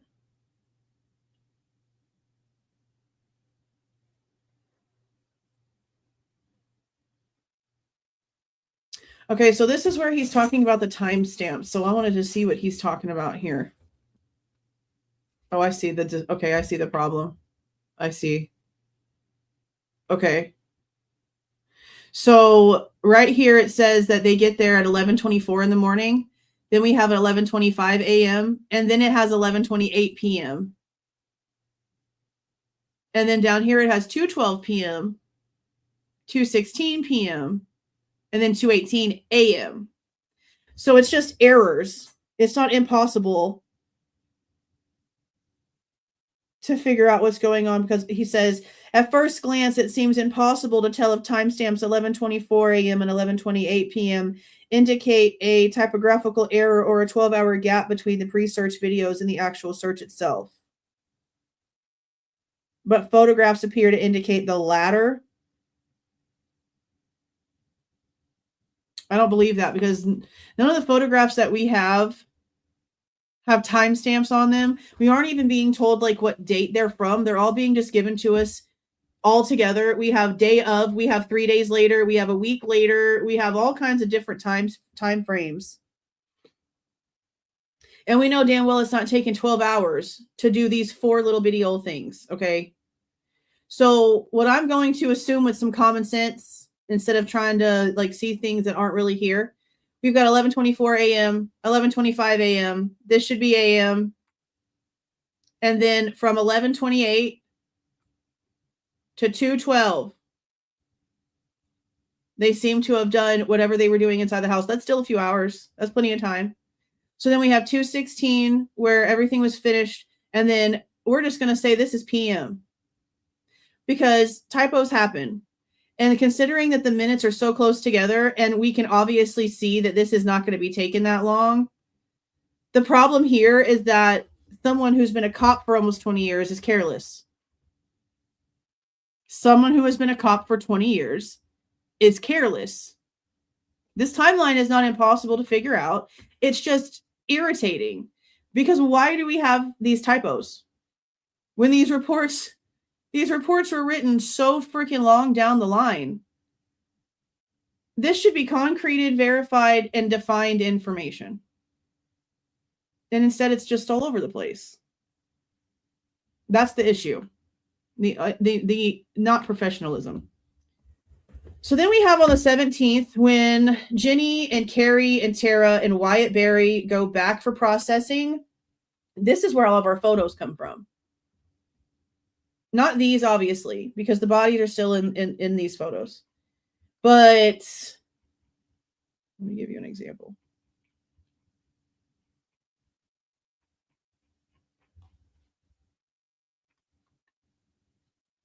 Let's see.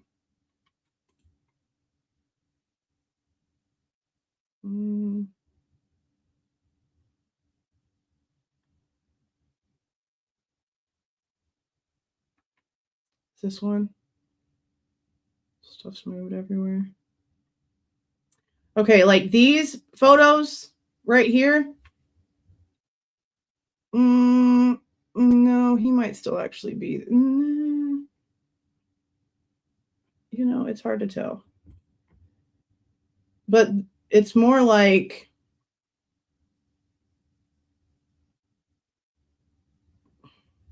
I mean, I guess it could have been close to that.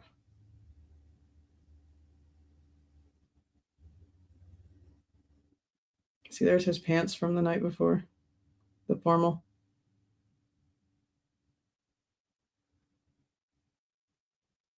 Like, okay, all of these were like furniture is moved out from the wall and things like that. Or like the 17th. Like the latent print having Amido black and stuff on it. That was all like on the 17th when they get back. And we know that because we have handwritten notes from them about L4 and like different things from that day. So that would be this report.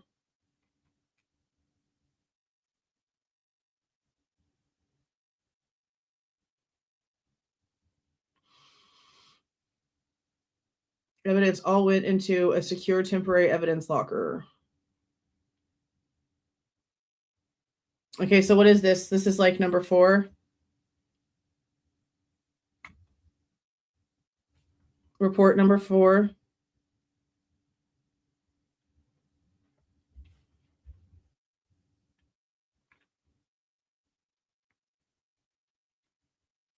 So on the 19th, see, this part is what's questionable. This is what he should be questioning. On November 19th, 2022, at about 2:03 p.m., I returned to 1122 King Road for further processing. At 5:24 p.m., I resealed the front door and left the scene. Well, what the frick happened in the middle? MPD remained on the scene outside of the residence, but what was going on inside the house? There's no report on what he did on the 19th. And then it drops down to the 20th and says that they get there at 8-something in the morning.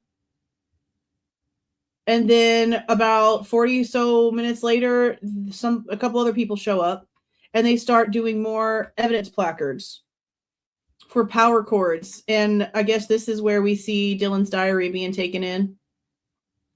They get an iPhone out of Xana's car and then they reseal it and leave. Was this another one? Yeah. So this would be number 5.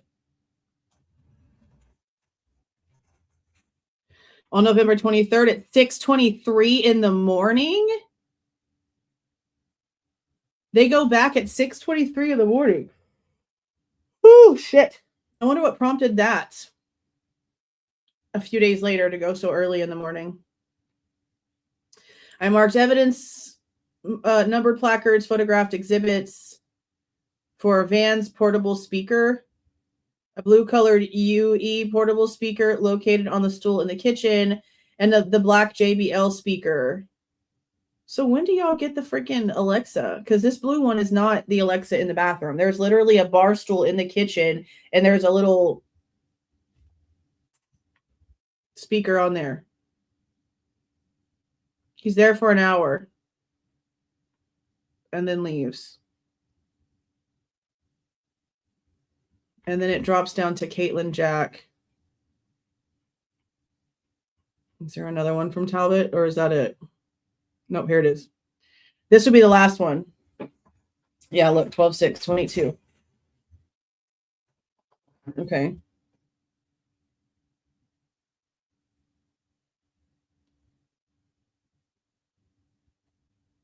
On November 25th,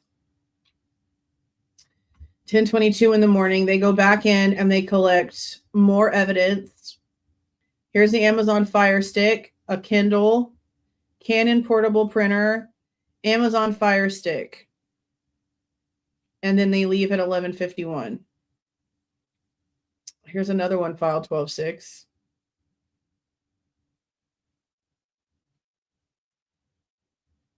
Search warrant for somewhere.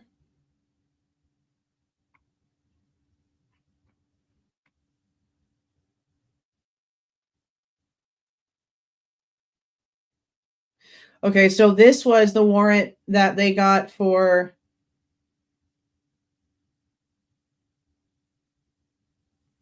Jack Showalter, I think. Yeah, because they thought that they saw blood on Jack Showalter's door, but that it tested negative.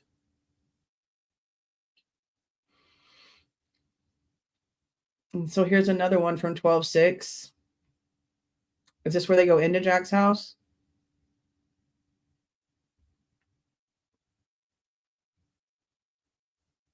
Yeah, I think this is it. Yeah, on November 23rd, Payne gets a search warrant and they go to Jack Showalter's. Later on is where we have like information about the maintenance guy calling in what he saw. So this is where they did the red colored stains in the bathroom sink and near the toilet that were negative. But then the red colored stains on the shower curtain and the west entry wall were positive. And these are the 4 samples that were taken of inside Jack Showalter's apartment.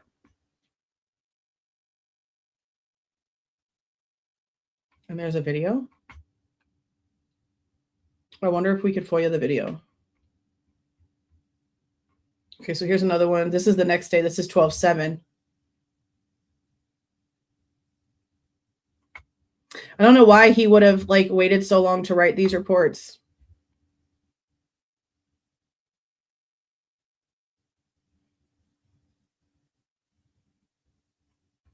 I think this is the same thing. Yeah, this is the report that gets written about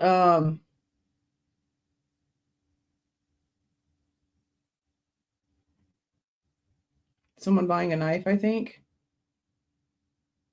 Contacted blank regarding a lead provided to MPD. The contact was made at the residence of blank at blank.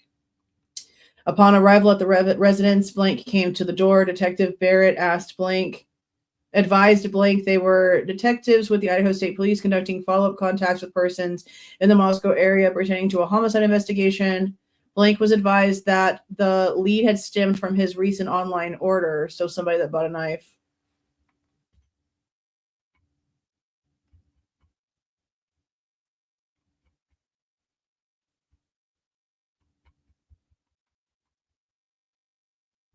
I'm going to assume that's it for like the mass filings of Talbot. Let me see if I can see anything else from him. Yeah, there's a bunch down towards the bottom.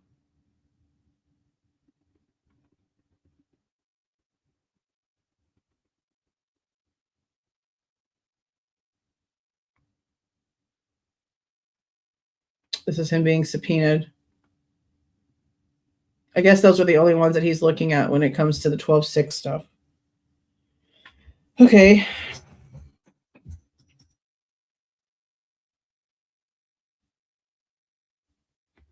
Okay, so then he's talking about exhibit number 59, which is blood that was on the wall by the bar cart.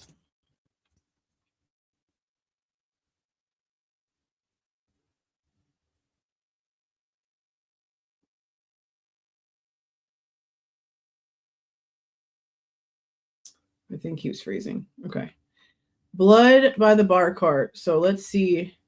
Oh, come on, you stupid thing. Why do you keep doing this? I've got too many files open. And my internet can't handle it here recently.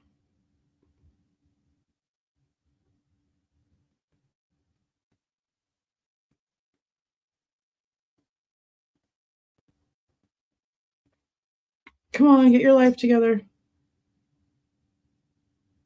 Okay, everything should be okay now. Okay. Okay, so 59. Let's see, where's that at?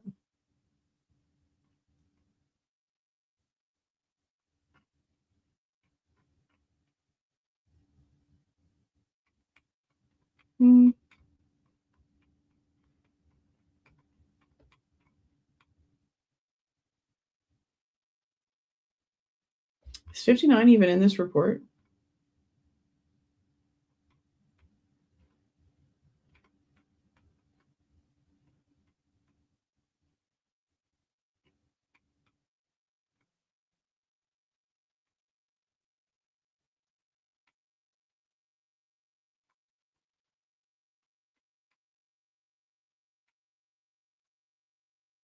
$59 is not even in this report? Are we for real?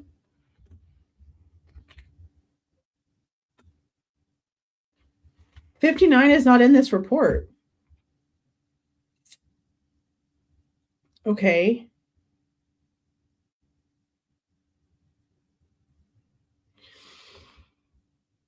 Let me get my thing back out. My index.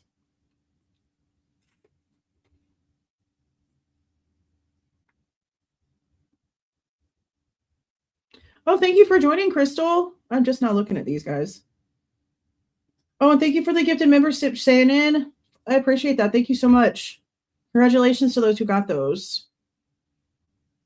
Yeah, and see, like, I haven't even gotten the chance to finish this yet. I've said that 1,000 times, but like, look how just discombobulated everything is. Everything is so just out of order everywhere. All right, let me see. I feel like I remember typing in bar cart 160. Okay, so see, there is something here. See right here? On top of what looks to be like a little hair.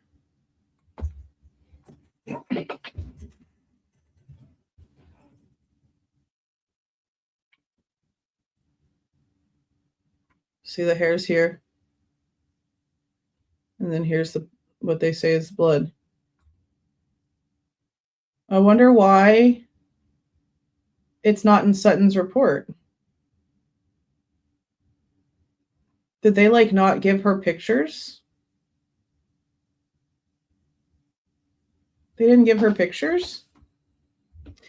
Okay, so he brings up stain 59 on page 119. He says that these photographs were taken by Detective Roberts, that exhibit 59 was swabbed just above the floor in a gap of approximately 12 inches between the north end of the console and the corner of the wall. This is the one and only cast-off blood spatter found on the left side of the hallway leading from the living room to Xana's room. But that's all he puts in here. Okay, well,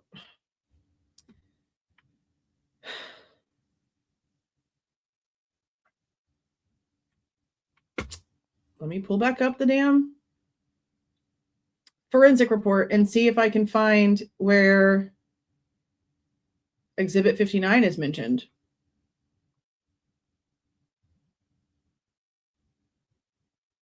Right, like they gave her a lot of stuff. They did. They gave her a lot of information, but nothing. Like I control, can y'all see that? I control F'd this. Y'all can't see that. But I control F'd the report. And like it skips it. It goes from the table to the hall and then down to Xana's room and then into Xana's room. Does she mention something on the after?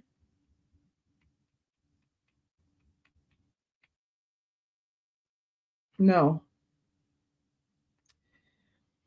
Okay. F.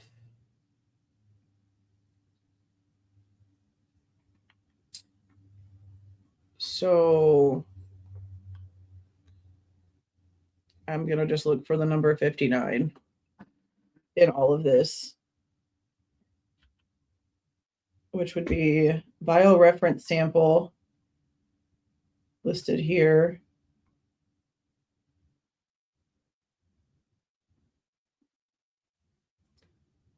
But see, then we have item number 59, and it's a buccal swab or a buccal swab, however the frick you say it.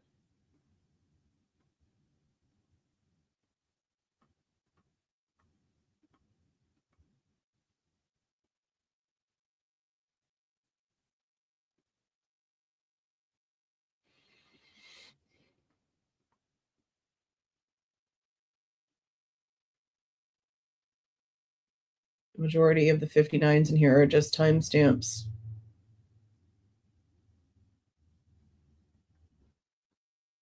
And see, item number 59 is a cheek swab from someone,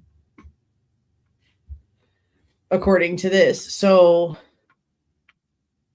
how do we have an evidence marker showing number 59? And this is supposed to be ISP doing this. And then item 59 in the record itself is a cheek swab. That's really going to help us figure something out.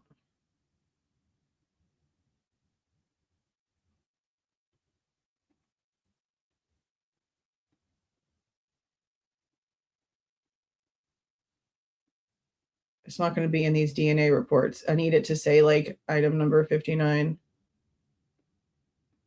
exhibit number 59. This is all DNA work. See, in 22M2059 for the Moscow Police Department, exhibit numbers is a latent print card. Okay, here we go. Hold on.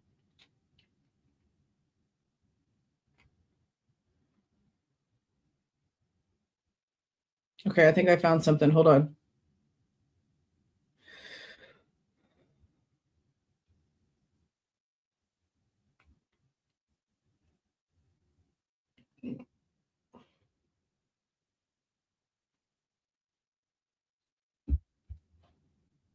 Okay, so this says on 11/17, Hogan, Youngland, Ayers, Barry, and who is this? Tara showed up at 1122 King Road. It talks about the house, what it looks like. Barry and Ayers took photographs of the scene using the LizQ imaging system. And it says right here, Hogan and Detective Talbot placed markers for all of the stains that were previously labeled and collected by ISP detectives. And we have 59 right here.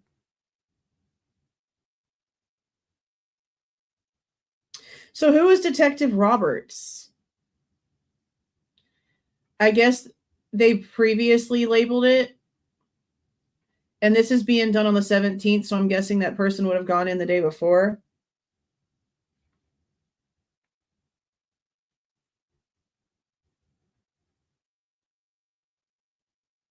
Here it is right here.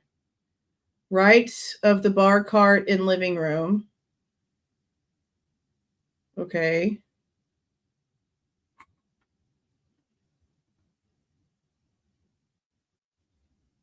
And then it jumps.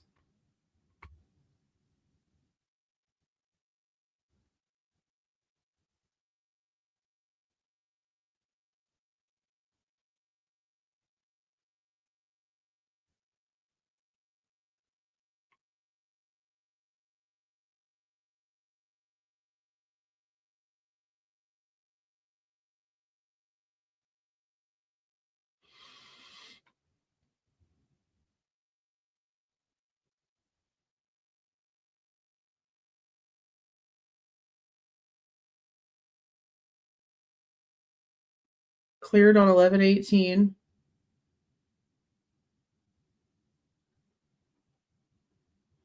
Cleared again on the 19th and they went back.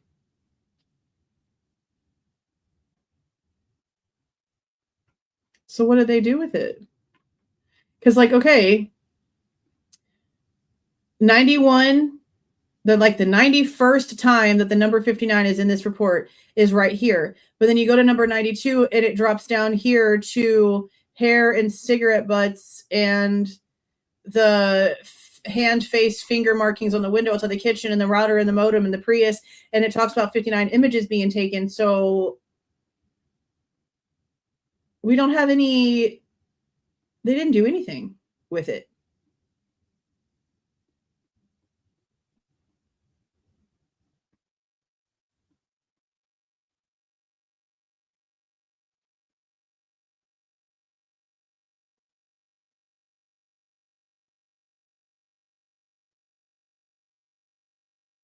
That's a timestamp.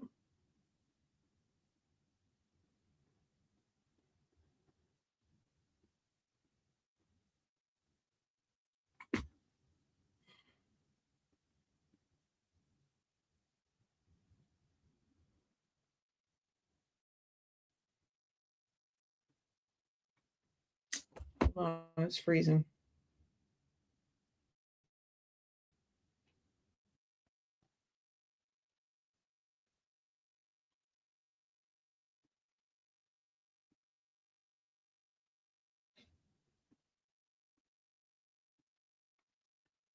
My whole thing keeps freezing on me. Like the files are just like, I need to clean up my computer too because I've got so much crap. So they didn't do anything with 59? Is what I can tell so far.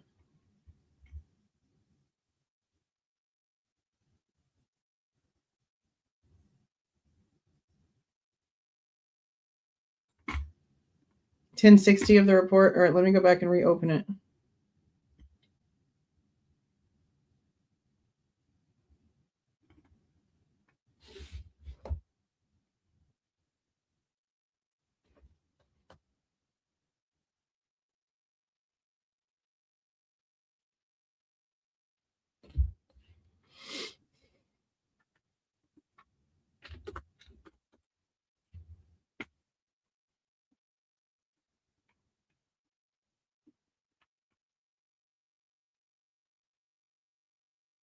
This is an oral swab. No. That's the problem. So we have 59 in the exhibit. But then once the lab is using item 59, when it comes to this swab and the bio reference at the top, it's a cheek swab.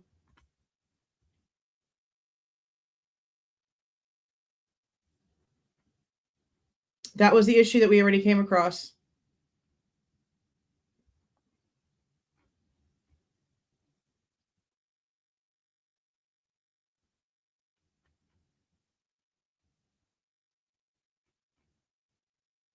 Yeah, that was the issue we already came across where it became, for some reason, it became a freaking cheek swab.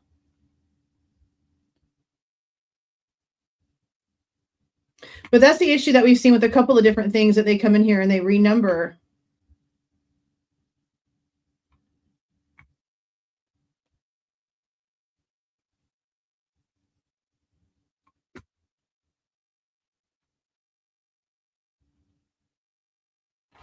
So it came in as 59. I'm going to let it do another research. I don't want to do it from the bottom. But see right here how 59 is instantly a biosample, as it should be.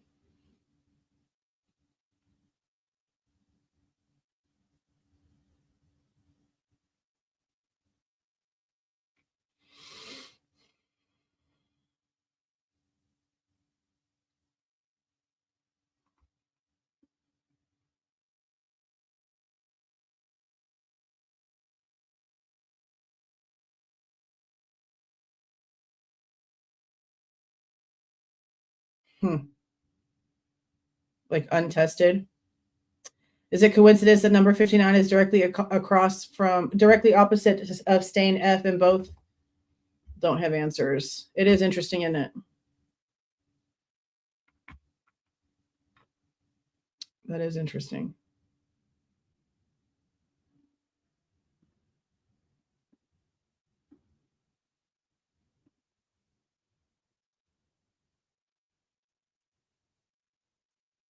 There's the email saying that the sheath just got there.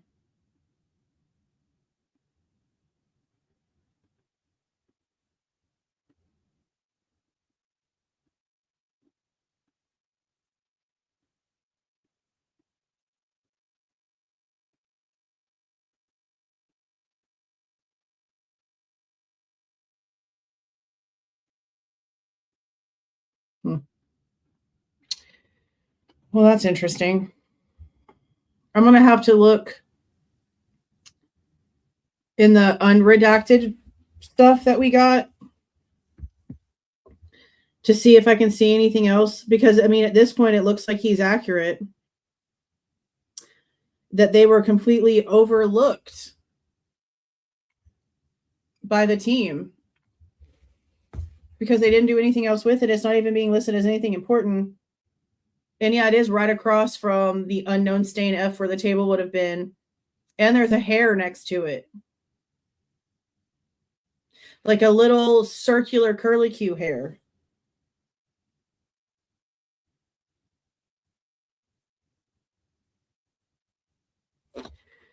Okay, so now I'm going to have to go back to the photos again because now they're talking about Xana's door. I've got to clear out my desk. I've got like 1,000 freaking big files on here. I need to get my USBs out and get all this crap off of here. Is what I need to do.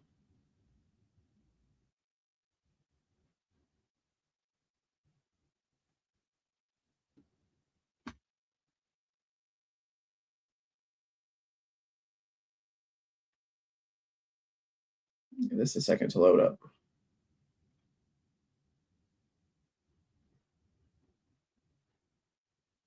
But yeah, now they're going to start talking about the door.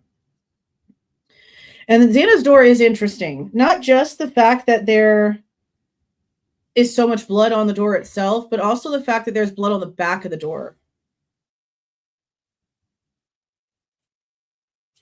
And we questioned this part too, because what they're trying to say is that the reason why there's like diluted blood on the door is because Xana's like spit and like mucus and stuff like that could have been enough to make it that diluted. But that doesn't really honestly make a lot of sense either. Yeah, see, look at the hair. So there's like something here, a little something here, and then like a trail.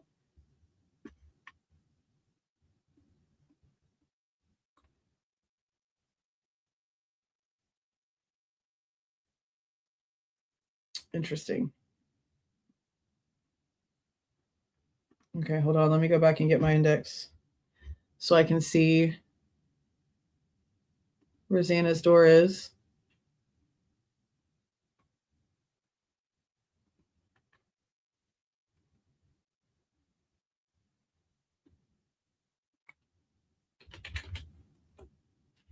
Okay. Yeah, so this already has like fingerprinting stuff on it.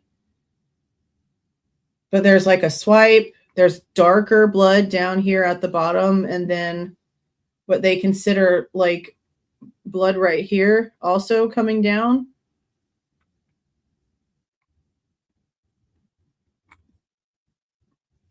And it's very light, like it's diluted. See here?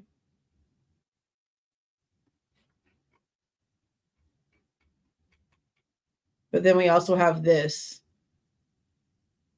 right here.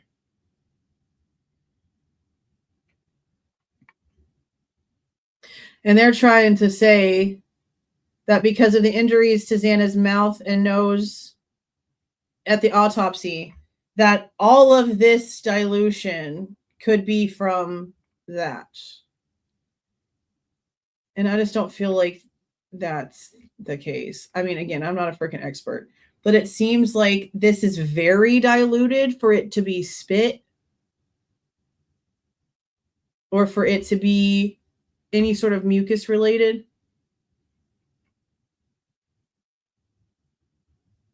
It is interesting. It's up here and then like dark as shit down here. Let's see, what else do I have for the door?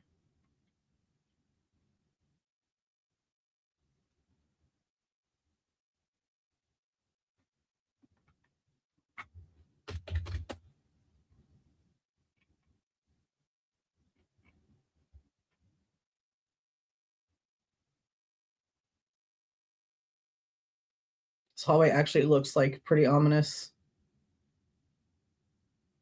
Very angled. 10:30.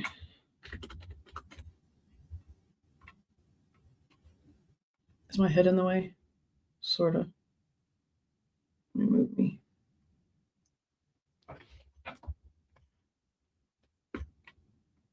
So then we have, but see there's darker spots up here. It's so strange. So there's like a little bump right here. Can y'all see my mouse?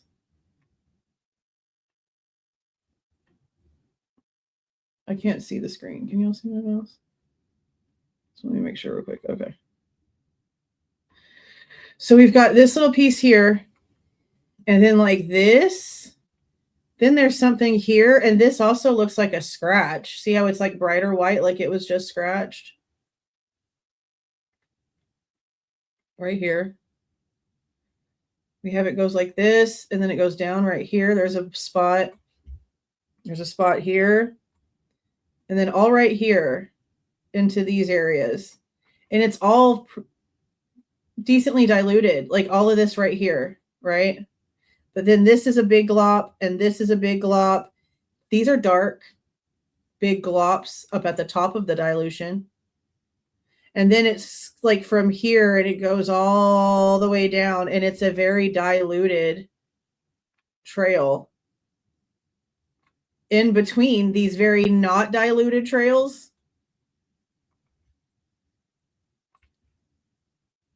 And then we have where they probably would have dripped if the door was at this angle instead of against the wall.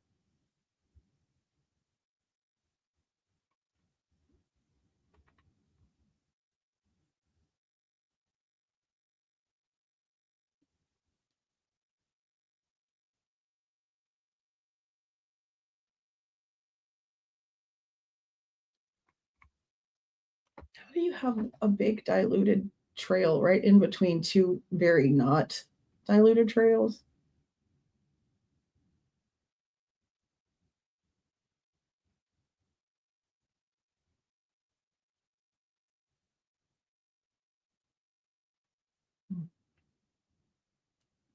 It is very strange.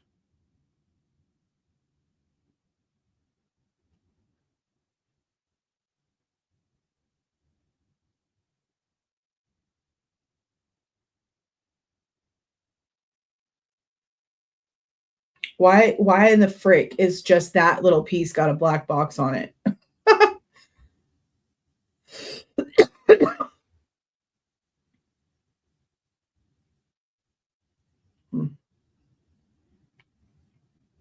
Let's see, is there another one? 11:16.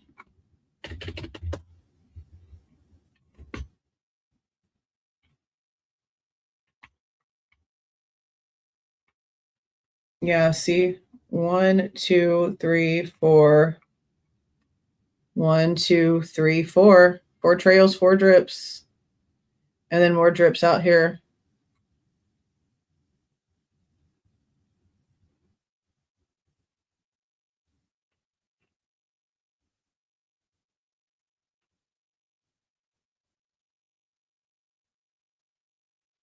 Because, yeah, like this is fries right here. But all of this is blood.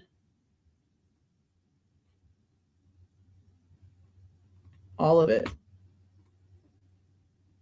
Freaking all of it. But then they say there's not a single drop of blood anywhere in the hallway on the floor itself. Which is so crazy. Like actually crazy. But I do agree that I don't understand how like spit and mucus could have caused dilution across the board this way and only in one trail here. Like that's weird.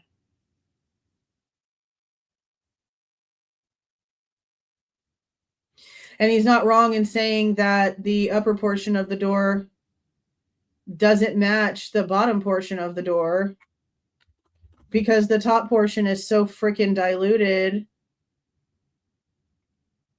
And the bottom only has the one diluted trail. It's so weird. It's just odd placement.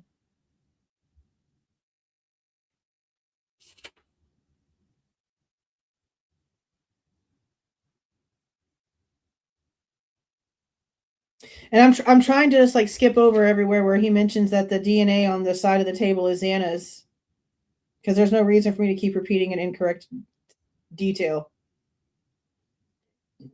But damn, it's in here a lot.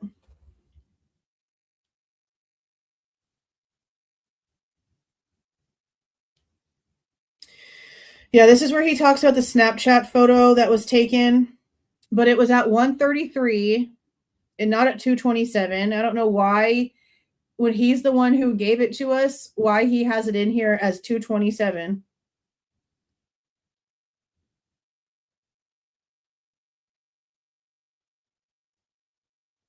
Now, he does make a statement about how it looks like Dylan's eyes were not closed all the way. Let me reopen that photo, because when I tell you I didn't care enough to look at her eyeballs. So are they trying to say that, like, she's faking it for the photo, I guess? Was somebody maybe trying to get a hold of Dylan? And they got a hold of Lakeland instead? And the answer to the no is Dylan up?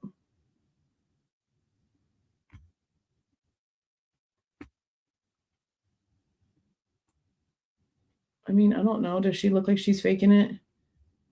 Her eyes look closed. She just has like false lashes on or a bunch of mascara. But I don't know. Her mouth doesn't look like a sleepy mouth. Does that make sense? Like, it almost looks like she's almost trying to like hide a grin, I guess. So maybe that's where he's getting it from.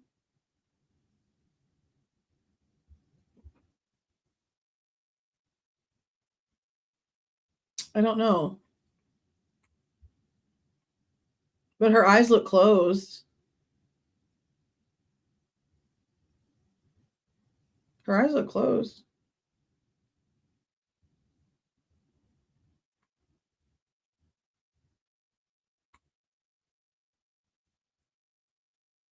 I don't know. Her eyes look closed. And the table still looks like it's in the same spots, in my opinion. I don't know. I don't feel like it was moved. I mean, I know it was moved, but I feel like they tried really hard to put it back in the same position. And he's trying to say that it's in like not at all the same position. And I don't see how he can say that when it definitely looks like it's close. I mean, they were definitely going to try to put it back where it was. And it being off by a couple of inches really isn't too big of a deal for just like your basic moving around. So it's not in the same place enough for it to be noticeable, is I guess what I'm trying to say. But we know that there's no way that it didn't move. So we know that somebody tried to put it back, which is the important part here, is that somebody tried to put the table back.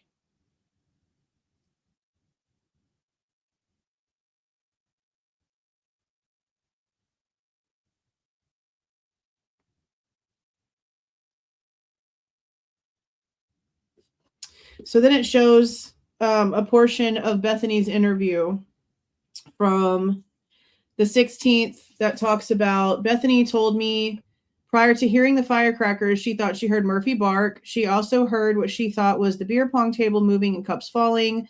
The beer pong table was located in the living room, which is above Bethany's bedroom.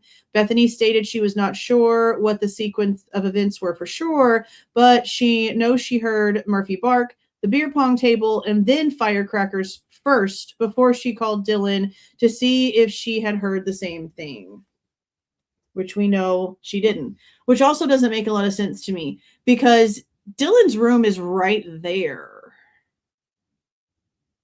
Like the door where she's claiming that she was at the whole time is right there. 2 feet, 3 at the most, away from where the table is. So I don't see how the hell Bethany could have possibly heard the table and Dylan heard everything but the table. Like Bethany heard noise and what was probably the table being moved and the cups falling, but no yelling, no running, no screaming, doesn't even recollect hearing. And this is important because we only have Lion Little Dylan's story when it comes to, oh my God, I heard all these things and I was calling their names and nobody was calling back to me. But Bethany doesn't say that she heard Dylan calling Kaylee. Bethany doesn't say she hears Dylan doing a damn thing. And Dylan's room is right there. They can't corroborate their same stories. The one thing that Bethany did witness is the one thing that Dylan didn't, out of everything that she apparently did. That doesn't make sense. That don't make no sense at all.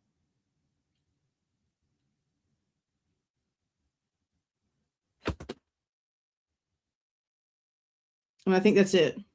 Because it basically stops there talking about the table. And I wrote, the table is only a few feet from Dylan's door. She'd have heard it get knocked into, which I feel she would have. Because the way that those feet are, they make like a certain noise when they get crossed, put across the floor, especially if it gets pushed across the floor with some sort of like real force. You know what I mean?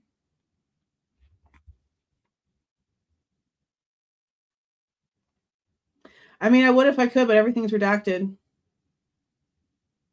So I don't know what I'm supposed to be able to tell when it comes to that, especially since the numbering's all crackhead out. I don't know what else I'm supposed to look at. I am going to go back through the documents, the ones that are unredacted, and try to get some more information from it, because now, like, I'm curious. I wasn't this curious about number 59 before because I didn't realize until now that it's not in Sutton's report. But now I want to try to see if we could tell whose it is. Since it is an oral swab, it is a cheek swab, and it has the exact same exhibit number, and it shouldn't.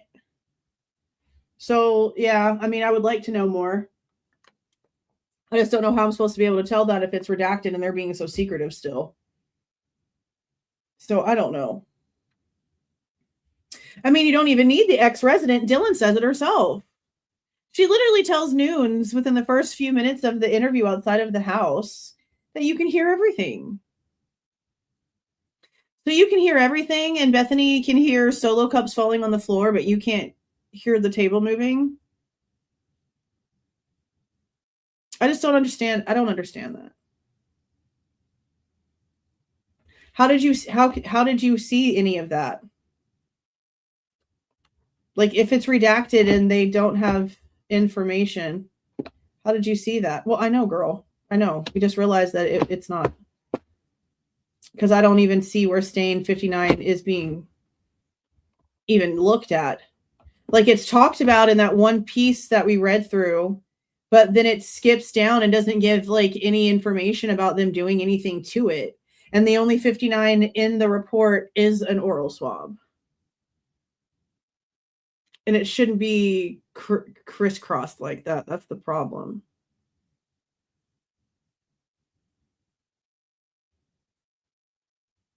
So I don't know. Oh, hey, Skull Mackay, you changed your name. Officia. Well, thank you for the gift of membership. I appreciate that. Yeah, send it to me because I'd like to see how you were able to see stuff. Because, I mean, obviously, I'm just like Control F59 and like going through it really quickly. I would like to see more of it. I'd like to know exactly like who all did a cheek swab, because like you're swabbing people to eliminate them, but you have like all of this other unknown DNA. So I don't know how much of the cheek swabs you just like wasted time collecting and didn't do anything with. You know what I mean? But yeah, I'd like to see your stuff, Roxy, so I could see it. Yeah, it did say that, didn't they? That they added 21 more. It did say that. It did say that. That's true. That's true. A what now? Halligan bar. Scherzies.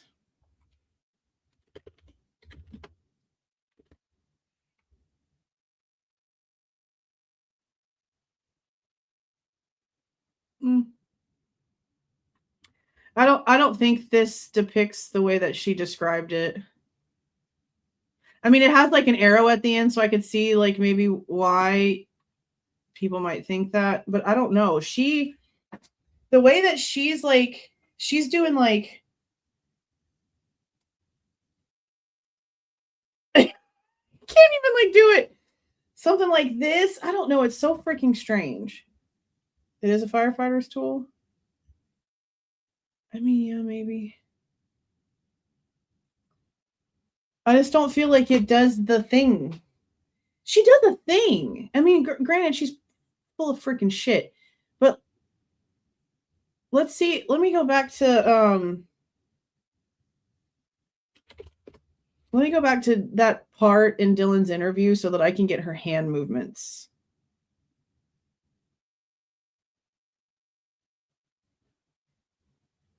Ugh, hold on. I gotta relog in.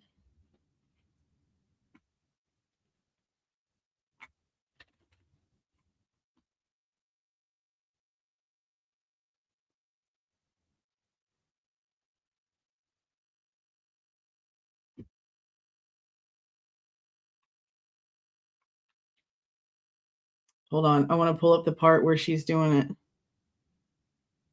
Full interview.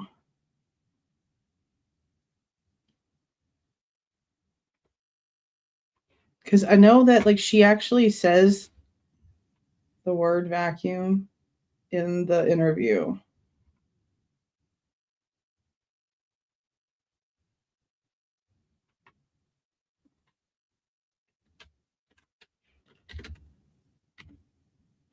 Okay. So right here. Oh, not play on TV, stupid.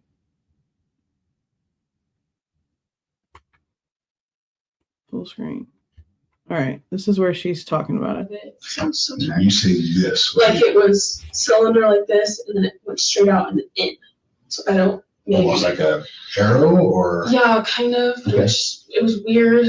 I couldn't really. I call it like a mini vacuum. I don't really Is know she gonna do what it again? I could have sworn Okay. she does more than that. you say about your height. How tall are you? I'm 5'10", so he's probably around 6 foot. So he's gonna be average height. Yeah. That's it.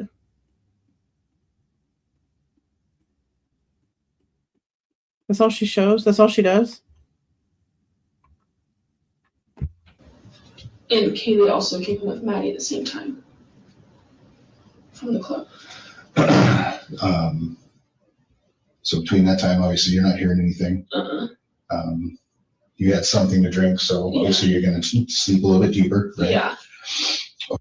Okay.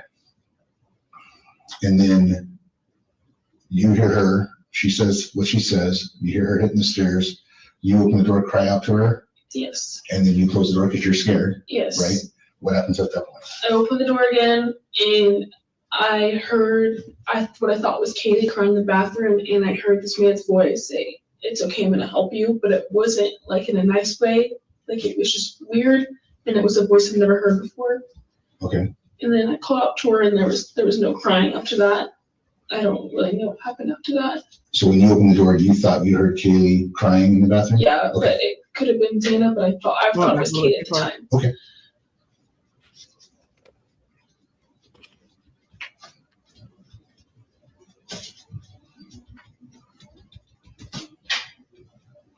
I don't know if these questions are really helping because I'm just right over the top of them. And you said you don't recognize the voice. No. And then I opened the door again, and the guy is right there. And he's maybe my height, a few inches taller, not like skinny, athletic built. He has all black. He's wearing some masks that covers just his forehead and here, and it goes like around. He was white. He saw me and I saw him, and he just left. And he was holding, it looked like it was this, and this was black. And I didn't think that it was a gun, but now I'm thinking that it probably was. Round. But I was just in and out of it. So Now you say this. like it was cylinder like this, and then it went straight out and then in. So I don't. Maybe. Almost like a arrow, or Yeah, kind of. Okay. Like that's it was weird weird. right there. I couldn't really. I call it like a mini vacuum. I don't really know what it was. okay. And I can sort of see like the reason why I guess that would come to mind, because a vacuum is like a big cylinder, and then the bottom where the brush heads are, it does sort of like come out. And we do know that the is it Black & Decker? Or maybe it's Red Devil. I used to have one that was like a steam mop, but it had like a triangular like brush head on it. But that still wouldn't be like the exact same thing that she's talking about.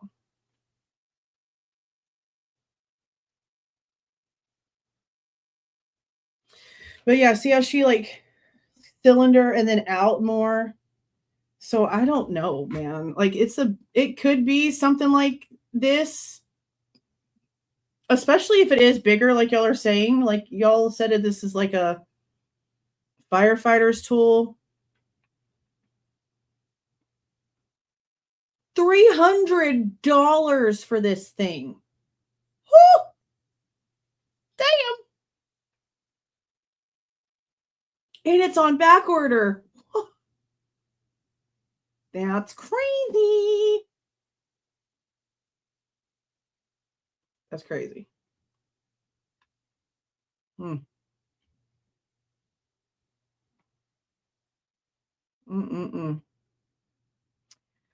don't know. I don't know why they didn't have her draw it out. I don't know why they didn't make her sit with a composite sketch artist. I don't know why. They didn't do a lot of things. The only thing that we've seen them do is have her draw like the shape of the mask cutout of the face. And it just looks like a creature from Among Us. It doesn't look like anything. And I really I'm telling you now, I feel like the only reason why she did not actually sit down with the sketch artist, and she refused to do so, was because whoever she was going to end up describing was going to be somebody that the cops were going to recognize that they probably spoke to. Or that somebody would easily recognize. There's no other reason not to.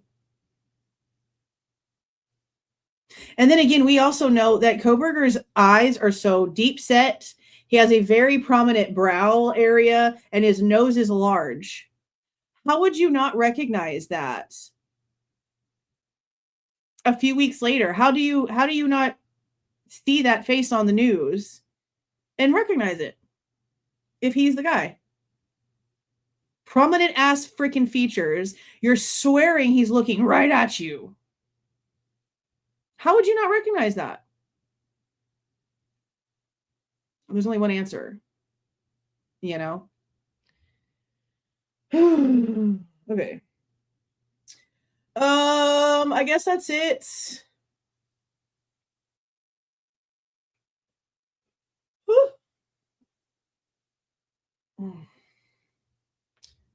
Yeah, I guess that's it. I, again, am going to be rescheduling going over the truth line until we are done with chapter 5, because chapter 5 is the end of part 1. And I can't, in my brain, cut it down the middle. Like, I can't do chapter 4 of a book and then truth line preview and then chapter 5 of the book from chapter 4. Like, I'm gonna have to cut it. Like, I can do, like, my brain's fine doing it like after part 1 is done, but I just can't. I can't. My brain is like, you are not gonna be able to freaking handle that. It's too out of order. So tomorrow we'll go over chapter 5, and then what is tomorrow? Tomorrow's Wednesday. Tomorrow we'll go over chapter 5. Thursday morning, we're going to go over the second interview from Lakeland.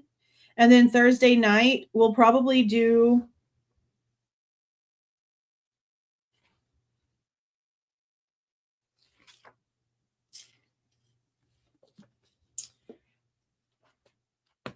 maybe we'll go ahead and we'll do Truth Line Thursday night. And we'll save the start of part 2 for Friday. That's probably what we'll do. I just can't do Truth Line in between chapter 4 and chapter 5. My brain was already like a little bit on fire. just a little bit on fire. So I guess that's it. That is it. I do really want some clarification for why he is still adamant that it is Xana's blood on the table when we know that it's not. When he knows the report was corrected, I don't know why, knowing that the report was corrected, because he acknowledges it in his own words in interviews and in the book itself, knows that it was amended and corrected. I don't know why he kept that in there on purpose, knowing that that's not what the reports say.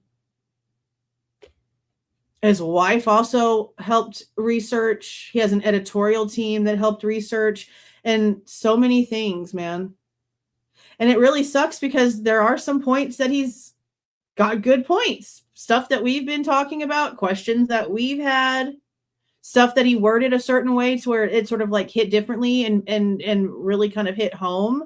Like, I'm not going to take away how excited I was the first time that we heard about this book and what it could do. But like I've also said, no one's going to care about what is wrong when the source is wrong. And it's just a bad way to get this rolling. I really wish that Turvey would have come out and just spoke himself, wrote something himself, done something himself. If Cy Ray can, why can't Turvey? Is where I'm at, I guess. Like, if Cy Ray can write a book with his whole freaking name on it, and there's all this information in there about the case, then why couldn't Turvey? Why did he just talk to Chris? Why didn't he just do it himself? I don't really quite understand it. It wouldn't be so convoluted if he would have just came out himself and told us his issues that he had. I mean, he's the expert. He's actually worked the case. He saw it. And he seems to care. Or else he wouldn't be putting his neck out on the line to even tell the problems. He just picked the wrong person to talk to. Apparently there's 3. There's 3 reports from Sutton. Yeah, I could have sworn there was something about a belt, right? Something about a belt. All right, you guys. I'm going to go ahead and get off of here. Thank you so much for joining, Crystal. And thank you so much for the gifted memberships, you guys. I really do appreciate it. Congratulations to those who ended up getting those gifted memberships. I will see you guys tomorrow morning. If you have not already had your Taco Tuesday Cinco de Mayo feast, you should do that before midnight. Because, you know, now we got a freaking hantavirus going around and boats are docking. And who knows if there's going to be another Taco Tuesday Cinco de Mayo ever again. Oh, God. Sure is not boring, right? This life and whatever the hell this is on whatever the hell this is, it sure is not boring, to say the freaking least. Y'all get some sleep. Y'all get some sleep. Have a super, super great night. I will see you guys tomorrow. Where's my thing? Okay, there it is. I will see you guys tomorrow. See y'all. If you like the way that I present this information and give my opinion, please don't forget to leave a like on the way out. Subscribe to the channel if you have not subscribed already. And please don't forget to make sure that the notification bell is set to all so you don't miss any of my rants, reviews, reactions, updates, or deep dives.